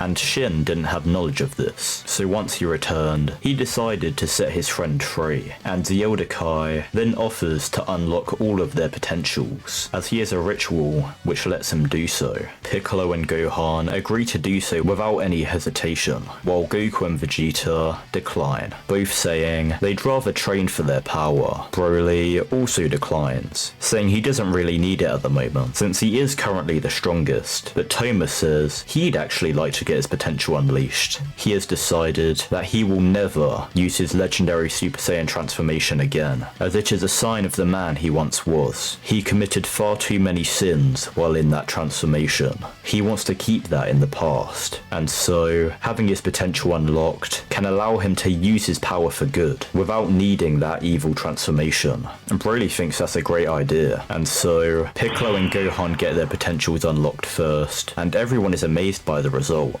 Piccolo actually seems to be on the level of Vegeta now, which is certainly much better than before, but Gohan is on a whole different level. He feels stronger now than when he was using Super Saiyan 2 Kaioken against Toma, and with none of the strain. Not only that, but Gohan tests it, and he can actually use Kaioken on top of his ultimate, and it only has as much strain as using Kaioken in his base form. Gohan's full power now, with ultimate and Kaioken times 20 stacked on top, actually surpasses Broly. Nobody expected the ritual to be this potent. Goku and Vegeta even start to reconsider their choice to not get it, cause how are they meant to catch up now? But when it's Toma's turn, the Elder Kai is completely shocked. It could take Toma multiple days to unlock his potential. Everyone then falls onto the ground in surprise. Multiple days? Gohan took over a day, and that was already crazy. But multiple? How much potential does he have? And they soon find out the answer to this, as once Toma's ritual is complete, and he powers up into ultimate, he is actually around the power of Gohan, using ultimate Kaioken times 20. That means, if Gohan didn't have Kaioken, Toma would be 20 times stronger than him, and unlike Gohan, Toma doesn't have any strain, since it's just his ultimate form. So let's just say, everyone is very thankful Toma is on their side. But now, with this out of the way, way, everyone begins their training, and at some point, the events of Dragon Ball Daima do take place. However, since there weren't enough seats on the spaceship, Gohan, Broly, and Toma don't come along, so it's just the same people going as usual, and even though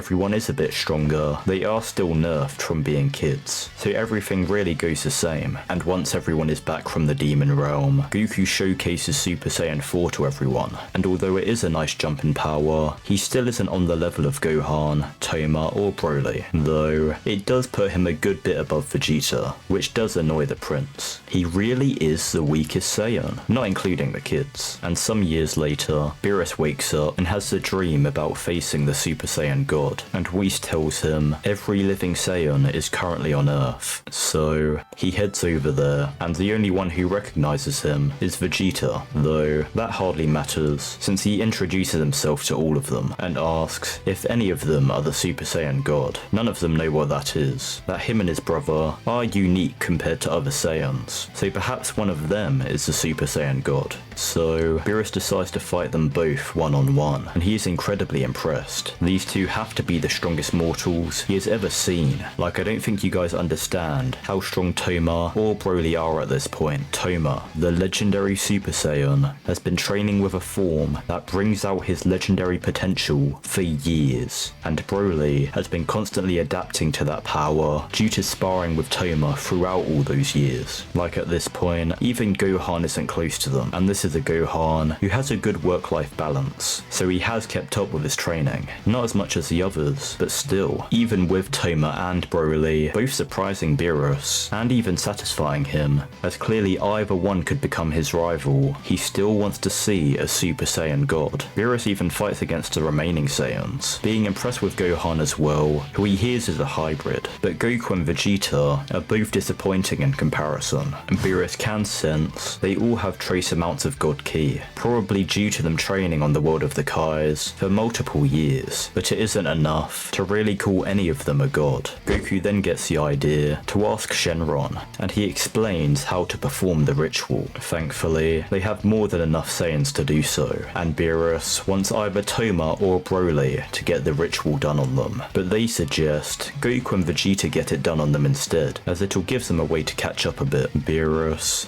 is a little annoyed at this, but as long as he gets to see a Super Saiyan God, he guesses it doesn't really matter. So they actually perform the ritual on both Vegeta and Goku, creating two Super Saiyan gods who fight Beerus 2-on-1, and he is certainly impressed with the jump in power, and clearly these are Super Saiyan gods, though he still does win the battle, and this time doesn't lie about how much power he was using, since they all seem motivated enough to get stronger as is. Beerus then offers all of the Saiyans to train on his planet, and of course they all agree. Gohan will only be there sometimes, even less so than before, as Videl reveals she's actually pregnant, so Gohan won't be able to be off planet for too long, though since he'll be on Earth, maybe he'll train up Goten and Trunks a bit.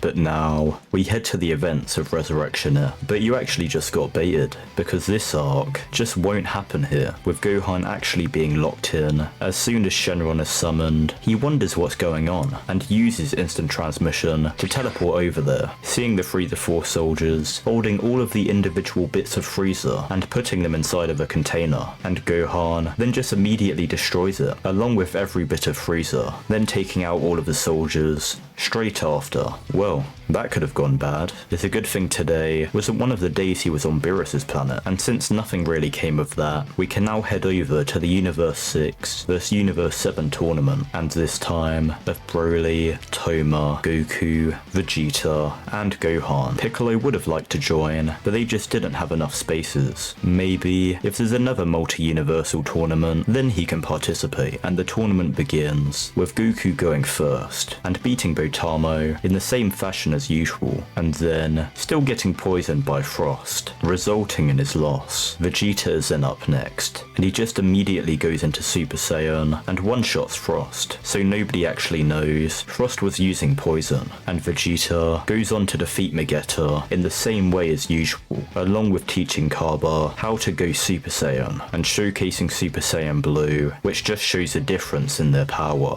However, this was actually a bad move from Vegeta, as using using Super Saiyan Blue cuts his power by a decent portion. So even though Vegeta is actually stronger than in canon and puts up a better fight against Hit, he still loses due to that lost power, and the next person to step up is Toma, and there is literally nothing Hit can do here. Toma is so strong that he just completely breaks through Hit's time skip, and he literally defeats him in a single punch, going completely viral on GodTube, and Goasu ends up showing his apprentice Zamasu the clip of the fight. I wonder what ideas he'll get from that, and then he still arrives after the fact, becoming friends with Goku. So this video actually begins in the future, but not our future. The future timeline. After Trunks arrives back from the present, he takes care of the androids and Cell with ease, and he does wait to see if Paragus ever shows up, but he doesn't. Trunks does want to find his timeline's Broly, along with defeating the threat of Toma, if they even exist here, but he'd have no idea where to look, so he just continues his training on Earth, keeping the thought in the back of his mind, until eventually Shin and Kibito arrive, introducing themselves to Trunks and asking for his help to prevent the revival of Majin Buu, as he is a threat to the entire universe. Trunks would obviously agree to this, wanting to protect his future, and then he would be taken to the world of the Kais, and Trunks would be shocked. They have instant transmission. Shin smiles, saying of course not. The instant transmission is simply derived from their divine technique, the Kai. Unlike the instant transmission, they can teleport anywhere in and out of the universe, without needing to sense anyone's energy or being there before. Trunks then gets an idea, saying if they could find someone for him, he could really help against Majin Buu, as he's even stronger than himself. Shin is intrigued, saying they can try. What's their name? Trunks says Broly, and Shin then uses an orb to scour across the universe, finally coming across a Saiyan named Broly, and Trunks says that's him. Shin then asks if Trunks is sure about this. He seems to be one of the higher ups in the Paragus Empire. Can he really be trusted? Trunks is confused. The Paragus Empire? Well, he guesses without meeting Goku, Toma would never break the control of Paragus, and Paragus was able to use Toma to create an empire. Shin then goes on to say that Emperor Paragus is actually very close to dying to old age, so he assumes either Toma or Broly will soon take his place. Trunks says to trust him. Broly isn't like that. Toma, however, will be a major issue. He might be an even greater threat than Majin Buu. Shin doesn't see how that's possible, but regardless, if Trunks trusts Broly, they will put their trust in him as well. So Shin says he will be right back, appearing on Paragus Planet 1 right beside Broly, who is fast asleep, and he then grabs onto him, teleporting back to the world of the Kais. Broly then immediately wakes up, looking around and getting angry, as he thinks he is in danger, but Trunks then tells Broly to calm down. It's okay, they aren't trying to hurt him. Broly is confused. Who is this guy, and how does he know his name? Trunks introduces himself, and he says that Broly may not know him, but he knows Broly. He is a good person, forced to watch the atrocities of his brother and father. He wants to set Broly free of that torment. Broly is stunned, having a single tear drop from his eye. You have no idea what I've seen. I tried to stop him so many times, but I have never been strong enough. Trunks says he knows, but together, he knows they will be strong enough. Broly just has to trust him. He knows for a fact that Broly has the potential to surpass his brother, and Trunks wants to help him do so. Trunks then destroys the collar around Broly's neck, and Broly is confused once again. He has never felt such kindness before. Someone who truly believes in him. He can tell Trunks isn't lying, but Trunks says in return, he'd like to ask Broly a favor, as a friend. If Broly refuses, that is completely fine, and he will still help Broly, because their friendship isn't conditional. Broly asks what it is, and Shin then says that they are currently preparing for a threat comparable to Broly's brother, and they would like Broly to first help them take out that threat, as it is more imminent. The entire universe is at risk. Broly would agree, wanting to help his new friend and asking what he has to do. And Kibito then says that for the next few days, they will be trained here in the world of the Kais. Then, once the time comes, they will fight. And that is exactly what happens. They have Trunks pull out the Z-Sword and have both Broly and Trunks training with it, getting decently stronger, though since Trunks is actually proficient with a sword, he will be the one fighting with it. Though, around a day and a half before the event takes place, Broly would ask a question. Shouldn't they test to see how strong the Z-Sword actually is? And Shin says, that is a good point, creating a block of cutscene and telling Broly to throw it towards Trunks. Broly would do so, and Trunks would slash at the block with all his might, but then everyone would panic as the sword snaps in half. Shin and Kibito would begin to freak out. The legendary Z-Sword was broken? How could this be? But then they hear an elderly voice telling them to calm down. They are all so noisy, everyone is confused. Who is that? And the Elder Kai then introduces himself and thanks them for finally setting him free. He doesn't even know how long he's been sealed in there. Trunks then asks why he was sealed in the first place, and Elder Kai says he was once trapped in there by the most powerful and evil person in the entire universe. Shin is surprised. Is he talking about Majin Buu? Elder Kai laughs. No, much more powerful than them. Elder Kai then realizes that two of the people there are mortal, and he asks what they are doing on the world of the Kais. Shin explains the situation with Majin Buu, and the Elder Kai then says he can help out with that, offering to unlock both of their potentials. It will boost both of their powers significantly, and he has no doubt they will be able to handle the likes of Buu. Both would agree, as this might also give Broly a way to surpass Toma, and so Trunks gets his potential unlocked first. But since this already takes a little over a day, they don't have time to do Broly's just yet. It seems they will need to wait until after the fight for that, but they should be fine anyway, as Trunks is way stronger now. Everyone is shocked at the power they are sensing. Even if Buu does get revived, they have no doubt Trunks can handle him, though they will still try to avoid that if possible. But now, Shin, Kibito, Trunks and Broly all head to Earth. And there really is no issue. Trunks is literally able to one-shot Deborah, and Broly can do the same to any of the other minions Bobbidi brings along. And since this happens so quickly, barely any energy is gathered for Buu. And so, Shin is able to quickly take care of Bobbidi, and the threat of Majin Buu was stopped without much effort. But now that threat is dealt with, it is time they deal with the other, Toma. And so they all head back to the world of the Kais, and Broly also gets his potential unlocked, though it takes multiple days for him to have it done. He just has that much potential, but Trunks isn't surprised by this, as he already saw what Broly was capable of in the other timeline. But now, Shin teleports Trunks and Broly to Paragus Planet 1, right outside of the palace. The guards point their guns at the intruders, but they then realize it's Prince Broly. He has finally returned. They then move out of the way, letting them in, and Trunks thinks to himself, that's a good thing his dad isn't here, because he doubts he'd like to hear another Saiyan with the title of Prince. The two then enter the main room, seeing an extremely old Paragus sitting on the throne, with Toma standing there beside him. Paragus then demands Broly explain himself. Why did he leave without his permission?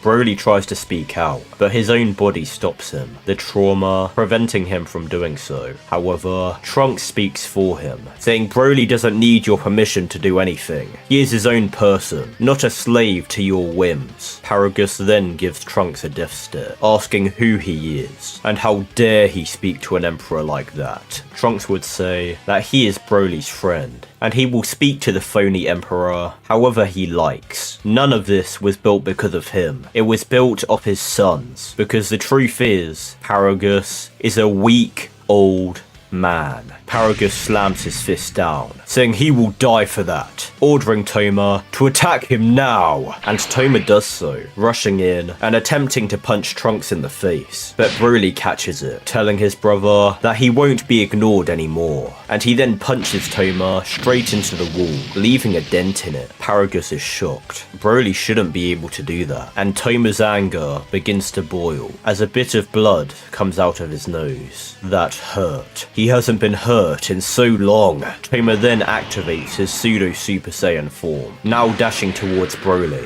trying to kick him, but Broly activates Ultimate and completely tanks the kick, then grabbing him by the leg and slamming him into the ground. Paragus is about to stand up, but Trunks then blitzes in front of him, telling him he wouldn't do that if he were him. Toma then gets up, his anger continuing to rise, and so does his power along with it, resulting in his control crown being destroyed, and Toma becomes a legendary Super Saiyan. But even though Broly is afraid, he knows he will win, and so the brothers resume their battle, and even as a legendary Super Saiyan, Ultimate Broly is just far too strong. Toma may be increasing in power, but it isn't fast enough to close the gap, though Trunks realizes something. Broly is hesitating to finish him off. It is his brother, after all, and this is a problem, as if Broly stalls for too long, Toma will just become an even bigger threat. So Trunks shouts for Broly to grab hold of Toma, with Broly putting him in a full Nelson, and Trunks then transformed into Ultimate himself, pulling out his sword and slashing Toma across the chest multiple times, trying to cut through him entirely, but he is more durable than expected. Toma then breaks free, headbutting Broly and kicking Trunks away, and he then rushes towards Trunks, powering up a blast in his mouth, and as Trunks prepares to defend, a pink light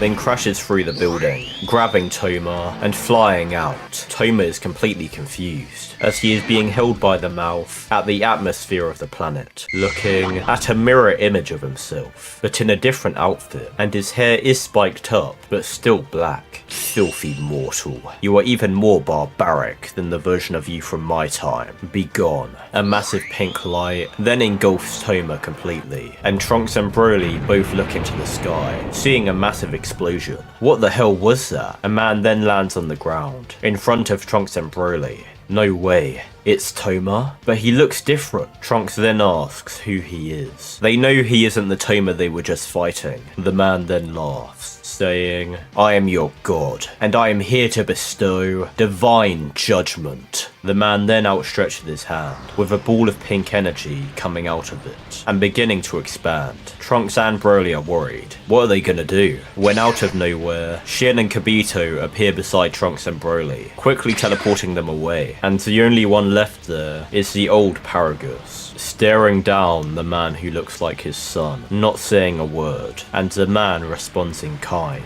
No words are needed, as then the entire planet is destroyed in an instant. On the world of the Kais, everyone is panicking. Who is that guy? And how is he so strong? Trunks and Broly couldn't even sense his energy, but the way he killed Toma so effortlessly. He's a complete monster, and unlike Trunks and Broly, the Kais could sense his power, and it is terrifying. And what's even worse is he has God Ki. But how is that possible? They need to wake up Beerus immediately. He's the only one who could possibly stand a chance. But out of nowhere, the man then appears behind Shin, killing him in an instant, along with the Elder Kai, and smirking as he then rushes towards Trunks and Broly in order to kill them. But just in time, Kibito grabs onto them and teleports to Earth. Now the Supreme Kai is dead, Beerus is dead along with him, meaning now these two are their only hope. But Trunks has no clue how they can fight that guy. They can barely react to his movements. Maybe if they could find the time chamber, they'd be able to get enough training in there to do something. But they have no way of finding the lookout. Trunks can only think of one option: time travel.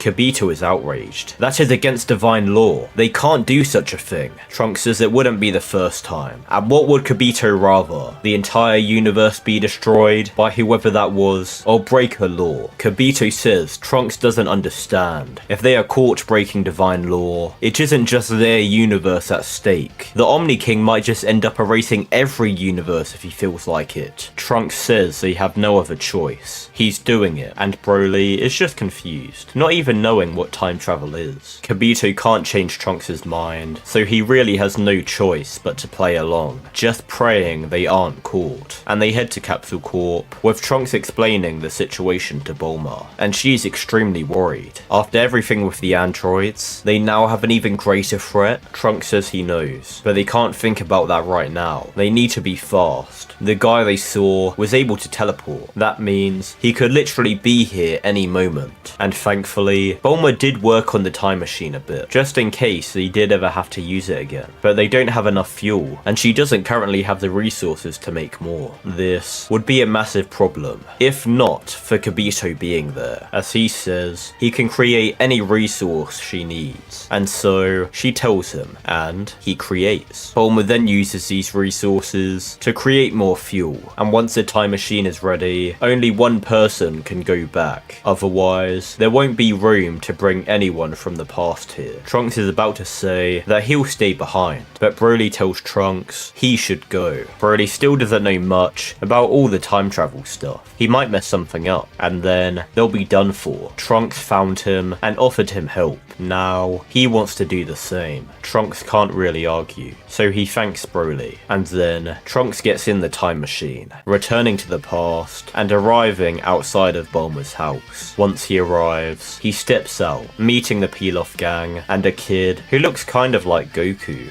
Bulma would then run out, asking Trunks if he is okay. What's he doing here? Is something going on? Trunks says, unfortunately so. Can Bulma get the others to come here? He needs their help to save the future. Bulma would agree, and a short time later, everyone would arrive. Broly, Toma, Goku, and Vegeta would arrive from Beerus's planet, while Gohan would teleport in after doing a lecture, and Piccolo just flies over. The second Trunks sees Toma, he would begin to panic, pulling out his sword, but Broly would stand in front of him, telling Trunks it's okay, Toma is good now. Trunks is confused. How? And Broly would tell Trunks he used a technique that purified the evil within him. Trunks would still be a bit on edge, and he asks them if they are sure, because in his timeline, he was fighting against his version of Toma, alongside his version of Broly. But then, it's like an alternate Toma came in and killed him. Vegeta says that doesn't really sound like a bad thing, but Trunks says that wasn't it. He then not only destroyed the planet, trying to kill him and Broly in the process, but he then also killed the Supreme Kai. Beerus hears this, and he gets a bit worried. That must mean his future counterpart is also dead. That is disturbing.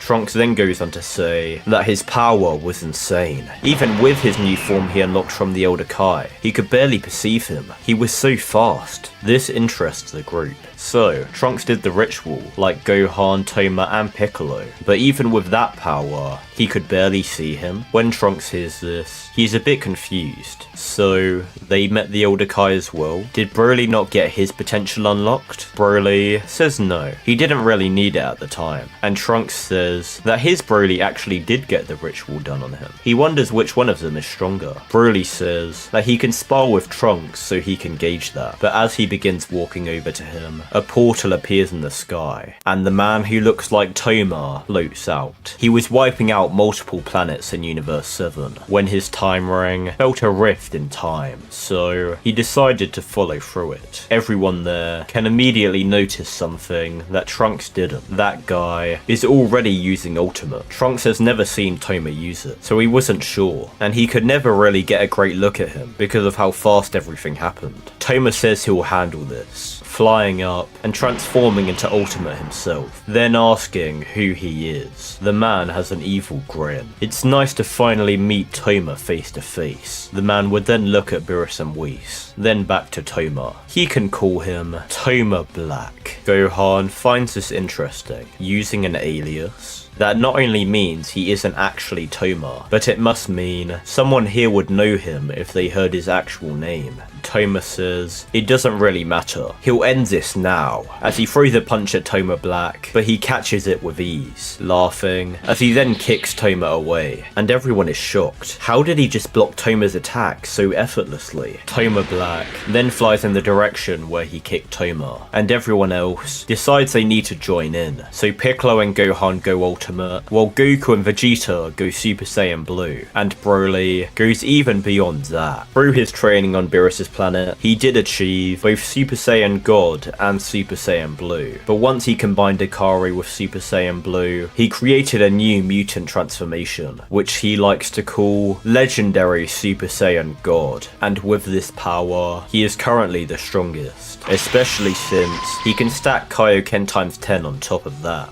though with a lot of strain, and that's a last resort. Everyone then jumps Toma Black, and even though he is stronger than most of them, they have a clear numbers advantage, and by this point, Gohan is actually able to stack Kaioken times 50 on top of Ultimate, since he wanted to make sure that even for the times he wasn't on Beerus's planet, he was finding a way to keep up. So with him, Toma, and Broly working in unison, Toma Black is actually on the back foot, actually getting decently injured, but he thinks this battle will allow him to reach this body's maximum, though out of nowhere, he feels his body being pulled back to the future, so he'll flee for now, but he is able to destroy the time machine before he does. Trunks is devastated. He came to the past trying to get help, but even all of them combined couldn't stop him, and now, his timeline only has Broly left to defend it, and he can tell his Broly is way weaker than the one here. It isn't even comparable. Beerus would ask Whis if he noticed what he did, and Whis confirms it. That key did feel like Toma's, but there were also traces of another signature, similar to the Kai from Universe 10,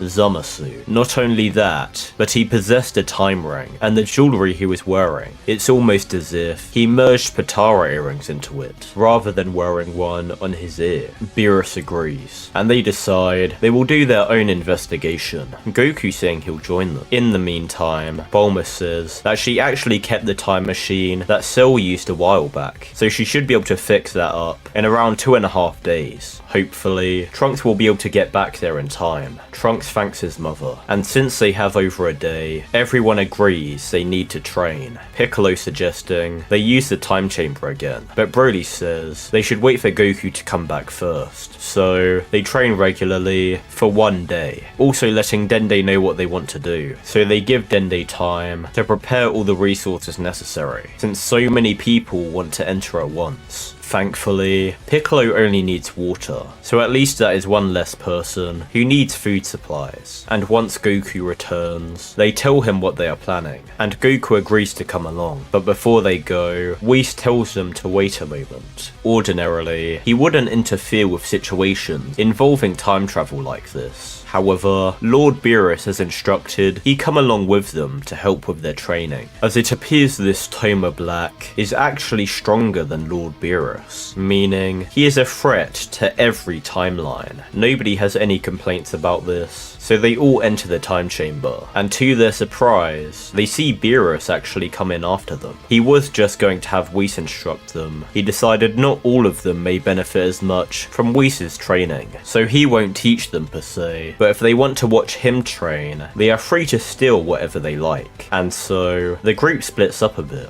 Toma, Piccolo, Gohan, and Vegeta watch Beerus and attempt to emulate his movements while sparring with each other. And Broly, Trunks, and Goku not only train under Whis, but they also enter his staff, giving an even greater time dilation for their training. It's like having a time chamber inside of a time chamber. But they don't do this for too long, as they don't want to age up incredibly. They do get around an extra year worth of training though, and once they all exit the time chamber, their power is extraordinary. Whis was having to reinforce the time chamber the entire time, otherwise it would have been destroyed constantly. Though, the problem is now, they need to decide who can go to the future with Trunks. They can only fit 2 extra people in the time machine, but Shin then arrives, saying he will be able to bring one more person along with him, using the time rings. He was already caught up to speed, and Trunks is shocked, seeing Shin so recently after he watched him die. Though, he knows this version of Shin has no idea who he is, so he doesn't say anything.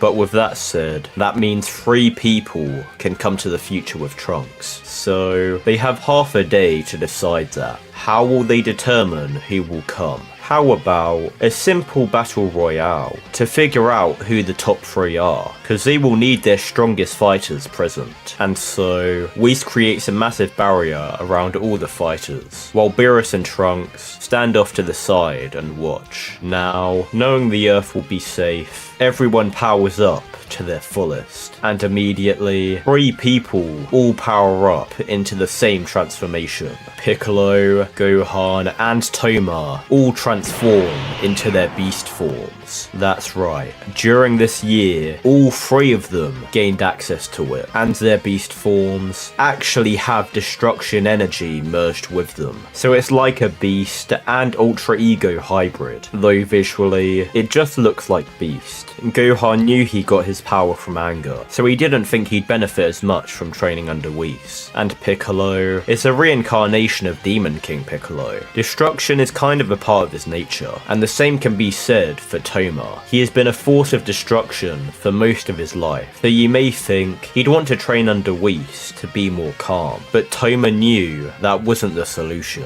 He needed to be able to control his destructive power, so who better to learn that from than the god of destruction himself. Then Vegeta goes Ultra Ego. He doesn't have Ultimate, so he couldn't get a Beast Ego hybrid, but he is still very strong, especially since he was sparring with those 3 and growing in power a lot due to the nature of Ultra Ego. Now comes Goku, who transforms into perfected Ultra Instinct. Goku was already on the verge of unlocking Ultra Instinct Toman before entering the time chamber, just due to him trying to find ways to surpass Broly and Toma, but his training in the time chamber allowed him to not only achieve Omen, but go even further beyond, especially due to getting that extra year because of Whis' staff. So, with 2 years of training, Goku can now use perfected Ultra Instinct at will. Unfortunately for Broly, he still only has legendary Super Saiyan God as his maximum transformation. He wasn't able to achieve an Ultra Instinct form. It's like his mutant genes kind of prevented it. However, due to the tranquil nature of Super Saiyan Blue, and by extension, his legendary Super Saiyan God, he is actually able to use the Ultra Instinct technique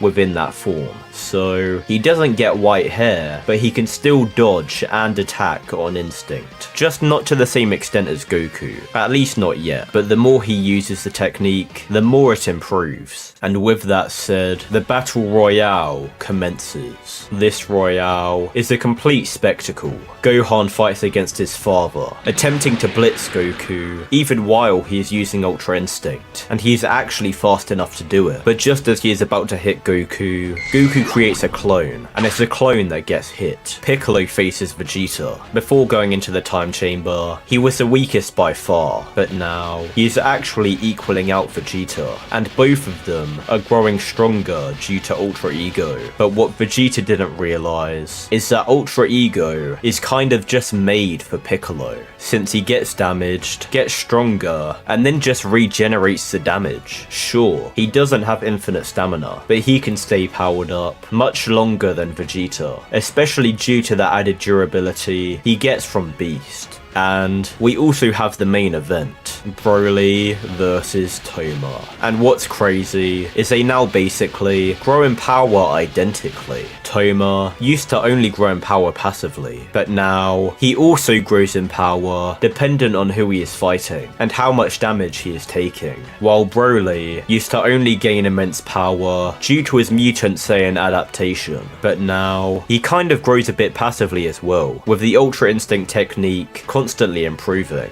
However, Toma actually has a sizable lead over Broly now, and since they are both growing even faster than they used to, Broly just can't seem to close the gap. He is only able to keep up due to his superior techniques, and his Ultra Instinct rapidly improving. And that improvement is mainly due to how fast and strong Toma is. But in the end, Toma comes out on top, and the pecking order goes as follows. Toma is the strongest, then a decent gap with Broly behind him, who, just remember, got an extra year of training over Toma, so Toma is crazy. Then next is Gohan, who is actually practically equal to Broly in power due to sparring with Toma so much, and the combination of Beast and Ultra Ego is just so busted. But Broly has a very slight edge. Then after Gohan is Goku. He did get an extra year of training, then the half he went with Beerus. Plus, he is still the most skilled fighter there, and sparring with Broly for 2 years straight does get you a lot stronger. Then, after Goku is Piccolo, who actually isn't far off Goku in terms of power, and give him another fight or two in his beast form, and he'll probably reach that level, just due to growing stronger via the trait of Ultra Ego. And last but not least is Vegeta, who is actually equal to Piccolo in power, but Piccolo can regenerate, so he kind of has an unfair advantage. But none of these people are slouches in power, as Vegeta here could probably 1v2 the canon Goku and Vegeta at present. Anyway, this means that Broly, Toma, and Gohan will be heading to the future, so everyone else wishes them luck. And while Toma and Gohan go in the time machine, Broly goes with the Supreme Kai, all arriving in the future timeline at the same time. And things look completely different to how they did before. Everything is destroyed, and they can't sense anyone's energy. Wait. They can sense one faint one. They all fly over to a collapsed building, and they see an arm poking out from under the rubble. Trunks lifts the rubble off, and they see his Broly there, barely clinging onto life, and present Broly begins healing him. One of the useful things he learnt on Yardrat. Future Broly then slowly begins to open his eyes, seeing his brother's face. Toma, how are you alive? Toma tells his future brother to rest. He isn't the brother he knows. He is from the past. Trunks then asks what happened to his mother and Kibito, and future Broly tells him that Kibito was able to get her away. He distracted that guy for just long enough. Future Broly then looks to the left, seeing his past self healing him, and his past self then smiles, saying in his timeline he was able to free Toma of the evil within him. He finally got to have a brother. Future Broly then sheds a tear. He wishes he could have as well, and he then fades out of consciousness. Trunks asks if he will be okay, and Broly says yes. He just needs to rest and heal. Now, it's time they find the monster who did this. Gohan agrees, so they fly off, away from where future Broly is resting, so he doesn't get caught in the crossfire. And they then all flare their ki in base form, alerting Toma Black, who then teleports in. So, they made it here after all, though there is less of them than last time. How do they possibly think they stand a chance now? Gohan steps forward, saying he'll go first, transforming into his beast form, and Toma Black is actually stunned. He didn't know Gohan also had that transformation. Gohan then blitzes Toma Black, landing a kick on his stomach that sends him through multiple buildings, and he then chases after, but Broly is left confused by that comment. What does he mean, also have that transformation? Nobody had that form until they went in the time chamber, so what does he mean? Toma's eyes then widen as he comes to a realization. If his evil counterpart was already using Ultimate, that means Broly immediately understands, saying Gohan needs their help, and Trunks agrees, so the three quickly fly in the direction they went, and Gohan is completely dominating Toma Black, but he is laughing the entire time. Gohan asks him what's so funny, and Toma Black then responds, saying that he got Gohan all alone, as he then kicks Gohan away for an instant, and he then transforms. He'll let Gohan in on a secret, since he is about to die anyway. He stole Toma's body. In fact, he stole a future version of the Toma he knows body, and that body already had access to what they call their beast transformation. Such a barbaric name. However, his godly ki turned that barbaric form divine, changing the color of the form entirely. And with that change in appearance, he also decided to change its name. He likes to call it Mystic Rose. Gohan thinks all these names are getting hard to remember at this point, but then, out of nowhere, Toma Black appears in front of him, slamming his shoulder straight to Gohan's chest, but Gohan is able to block it at the last moment, still getting sent flying back, but at least lowering the impact. Toma Black then appears behind Gohan, grabbing him by the back of the neck and slamming him across the walls of multiple buildings. Gohan keeps his guard up, and the instant he gets a second to breathe, he puts 2 fingers to his head, teleporting to Broly, and Toma Black is annoyed. He can teleport as well. He should have done more research on that one. Everyone asks if Gohan is okay, and he says yeah, but he's definitely gonna need their help, as they then see Toma Black dashing towards them at full speed, aiming for Toma, who transformed into his beast form just before the impact, catching the attack, and Broly then also transforms into his legendary Super Saiyan God, powering up an energy blast in his hand, which he then slams into the face of Toma Black, knocking him down into the ground. Trunks then transforms as well, but not into Ultimate. At least, not quite. He actually transforms into a hybrid of Ultra Instinct Omen and Ultimate. Trunks had the most motivation to train out of everyone in the time chamber, and that motivation pushed him extremely far. He didn't even have any previous notion of Ultra Instinct at all, but within 2 years of training, since remember, he got an extra year in Whis' staff, he was able to access Ultra Instinct Omen at will, and then merge it with his ultimate form. Trunks probably could have learnt Beast if he wanted to, but that wouldn't really work in conjunction with Ultra Instinct, and he feels this better suits his fighting style. He doesn't want to rely on rage. He wants to save his future with a calm determination, and now all 4 of them begin to completely jump Toma Black. Toma Black blocks a kick from Gohan just to get punched in the face by Broly, who then gets sent flying into an uppercut of Toma, which knocks him into the sky, where Trunks slashes him across the chest repeatedly with his sword. And when Toma Black gets enraged, trying to attack Trunks, he narrowly dodges out of the way, with a combined attack from Broly and Toma getting launched straight at him and injuring him greatly. Though the problem is, they all forgot one important thing. Toma Black's Mystic Rose also had the traits of Ultra Ego, much like Toma's beast form, meaning he was actually getting massively stronger from this. And out of nowhere, they see a green Kai appear next to him, healing all of his injuries. From a distance, Shin has been watching, and he realizes who that is. Zamasu. He'll need to inform Lord Beerus when they return. And now, Toma Black is powered up more than ever. He immediately blitzes towards Gohan, knocking him out of his transformation with a single hit, and then doing the same to Trunks. Broly and Toma are shocked at the speed, and Broly even breaks his limits, using Kaioken times 20 on top of his transformation, along with his Ultra Instinct technique, reinforcing his body as it braces for impact. But when Toma Black punches him in the gut, it completely blows the wind out of him, and he then gets kicked to the ground beside Gohan. Toma is now the last one standing, and he is fighting for dear life. He can't lose here. If he does, he knows it'll mean the death of all of his friends, of his brother. He is the strongest, so he must carry the burden of the strongest. He is the last line of defense. He trained all this time to harness his destructive power for good. He must use it. This battle spirit makes Toma massively stronger due to the traits of Ultra Ego, and Toma refuses to lose to his imposter. He grits his teeth and endures every blow, responding in kind, and both of them are just constantly growing in power due to their legendary mutation and Ultra Ego in conjunction. Broly, Gohan, and Trunks all watch on. Shin would come over and try to heal them, but Zamasu would then appear, forcing Shin to retreat as Zamasu nearly kills him, and Zamasu would then give chase, giving the 3 Saiyans a chance to breathe.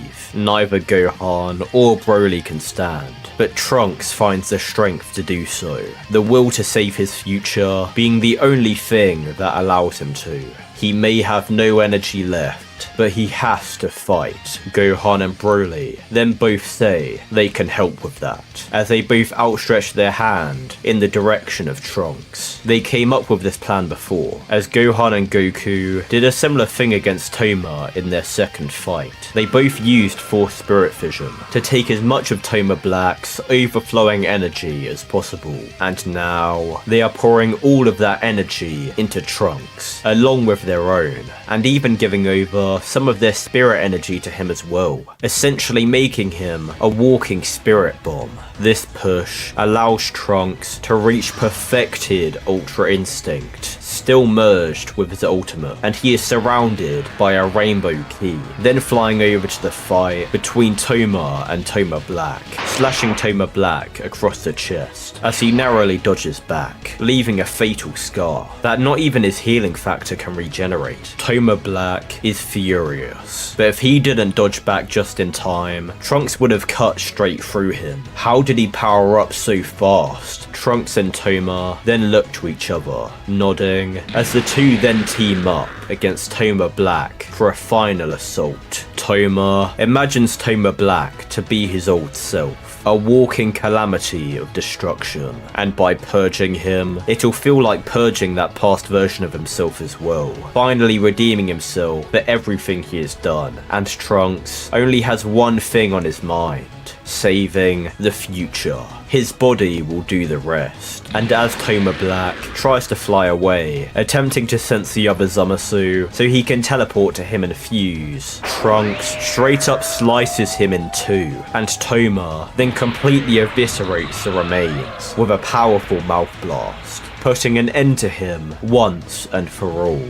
Trunks and Toma then revert from their transformations, smiling at one another, but they are then confused as they see the city being restored around them. Kibito was actually hiding away on New Namek with Bulma, and the moment Kibito sensed the defeat of Toma Black, they wished to restore all the damage caused by him and revive everyone killed by him, meaning future Shin was revived, and so was future Beerus. Future Shin would immediately teleport to Earth, sensing his past counterpart there, trying to escape Zamasu by repeatedly teleporting around, and so Beerus would arrive there shortly after with Whis, seeing Zamasu attempting to kill Shin and quickly sealing him, not wanting to die again, though afterwards he'd realise that wasn't actually his version of Shin being attacked, though he'd rather get rid of an evil Kai than leave them around anyway. However, Beerus demands an explanation on what went down, and both versions of Shin would have the pieces of the story which create the whole, and they would explain it to Beerus together. Beerus should be annoyed that time travelling took place, but he's only alive because of it, so he'll let it slide just this once, especially since his past self did. Future Broly would then fly over to the group, going over to Trunks and making sure he is okay, which thankfully he is, especially after getting healed by Shin, and future Broly would then look over to Toma, telling him thank you. He saved his new friend.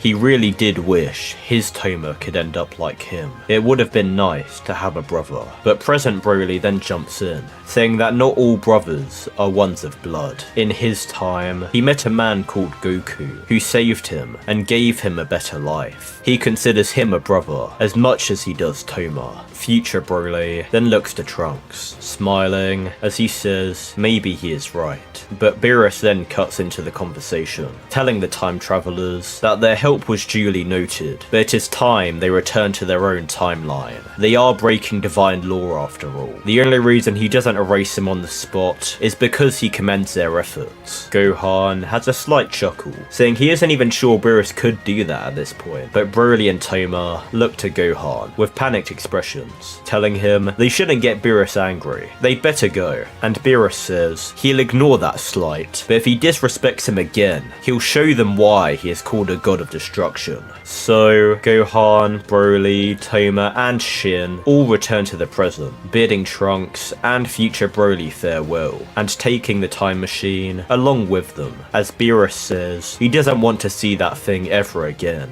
Beerus then looks to Trunks and Broly, saying now then, his rival was supposed to emerge at around this time. So, have either of them heard of a Super Saiyan god? And back in the present, the group arrive, telling everyone of their victory, and they all celebrate, while Shin goes to Beerus and Whis, telling them about Zamasu's involvement, which leads to Zamasu being promptly erased by the Destroyer. Gohan begins to explain to everyone exactly what happened, while scarfing down a bunch of food, and as he does, Broly and Toma look to each other, grinning from ear to ear, as they then fist bump one another. And this is where this series of brothers comes to an end. This being because the Tournament of Power would be a complete stomp. Literally over half of the Universe 7 team could solo the tournament outright, though Toma and Broly would meet Kale and Caulifla, and they would mentor Kale on controlling her power, being very proud of her, as she learns to control it much faster than they did.